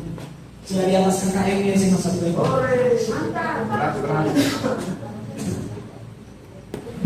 terima kasih Bapak Ibu telah melakukan proses. Alhamdulillah hasil tesnya di atas rata-rata Bapak Ibu. Sebelumnya tadi 48, sekarang sudah 80-an. Berarti kita sudah di atas KKM Bapak Ibu. Terima kasih atas perhatian Bapak Ibu. Saya secara pribadi mengucapkan terima kasih sebesar-besarnya karena telah mau berkolaborasi dengan kegiatan untuk penyerahan hari ini melalui kegiatan pembahasan modul 1.4 budaya positif. Terima kasih. Mari terus bergerak dan menggerakkan. Assalamualaikum warahmatullahi wabarakatuh.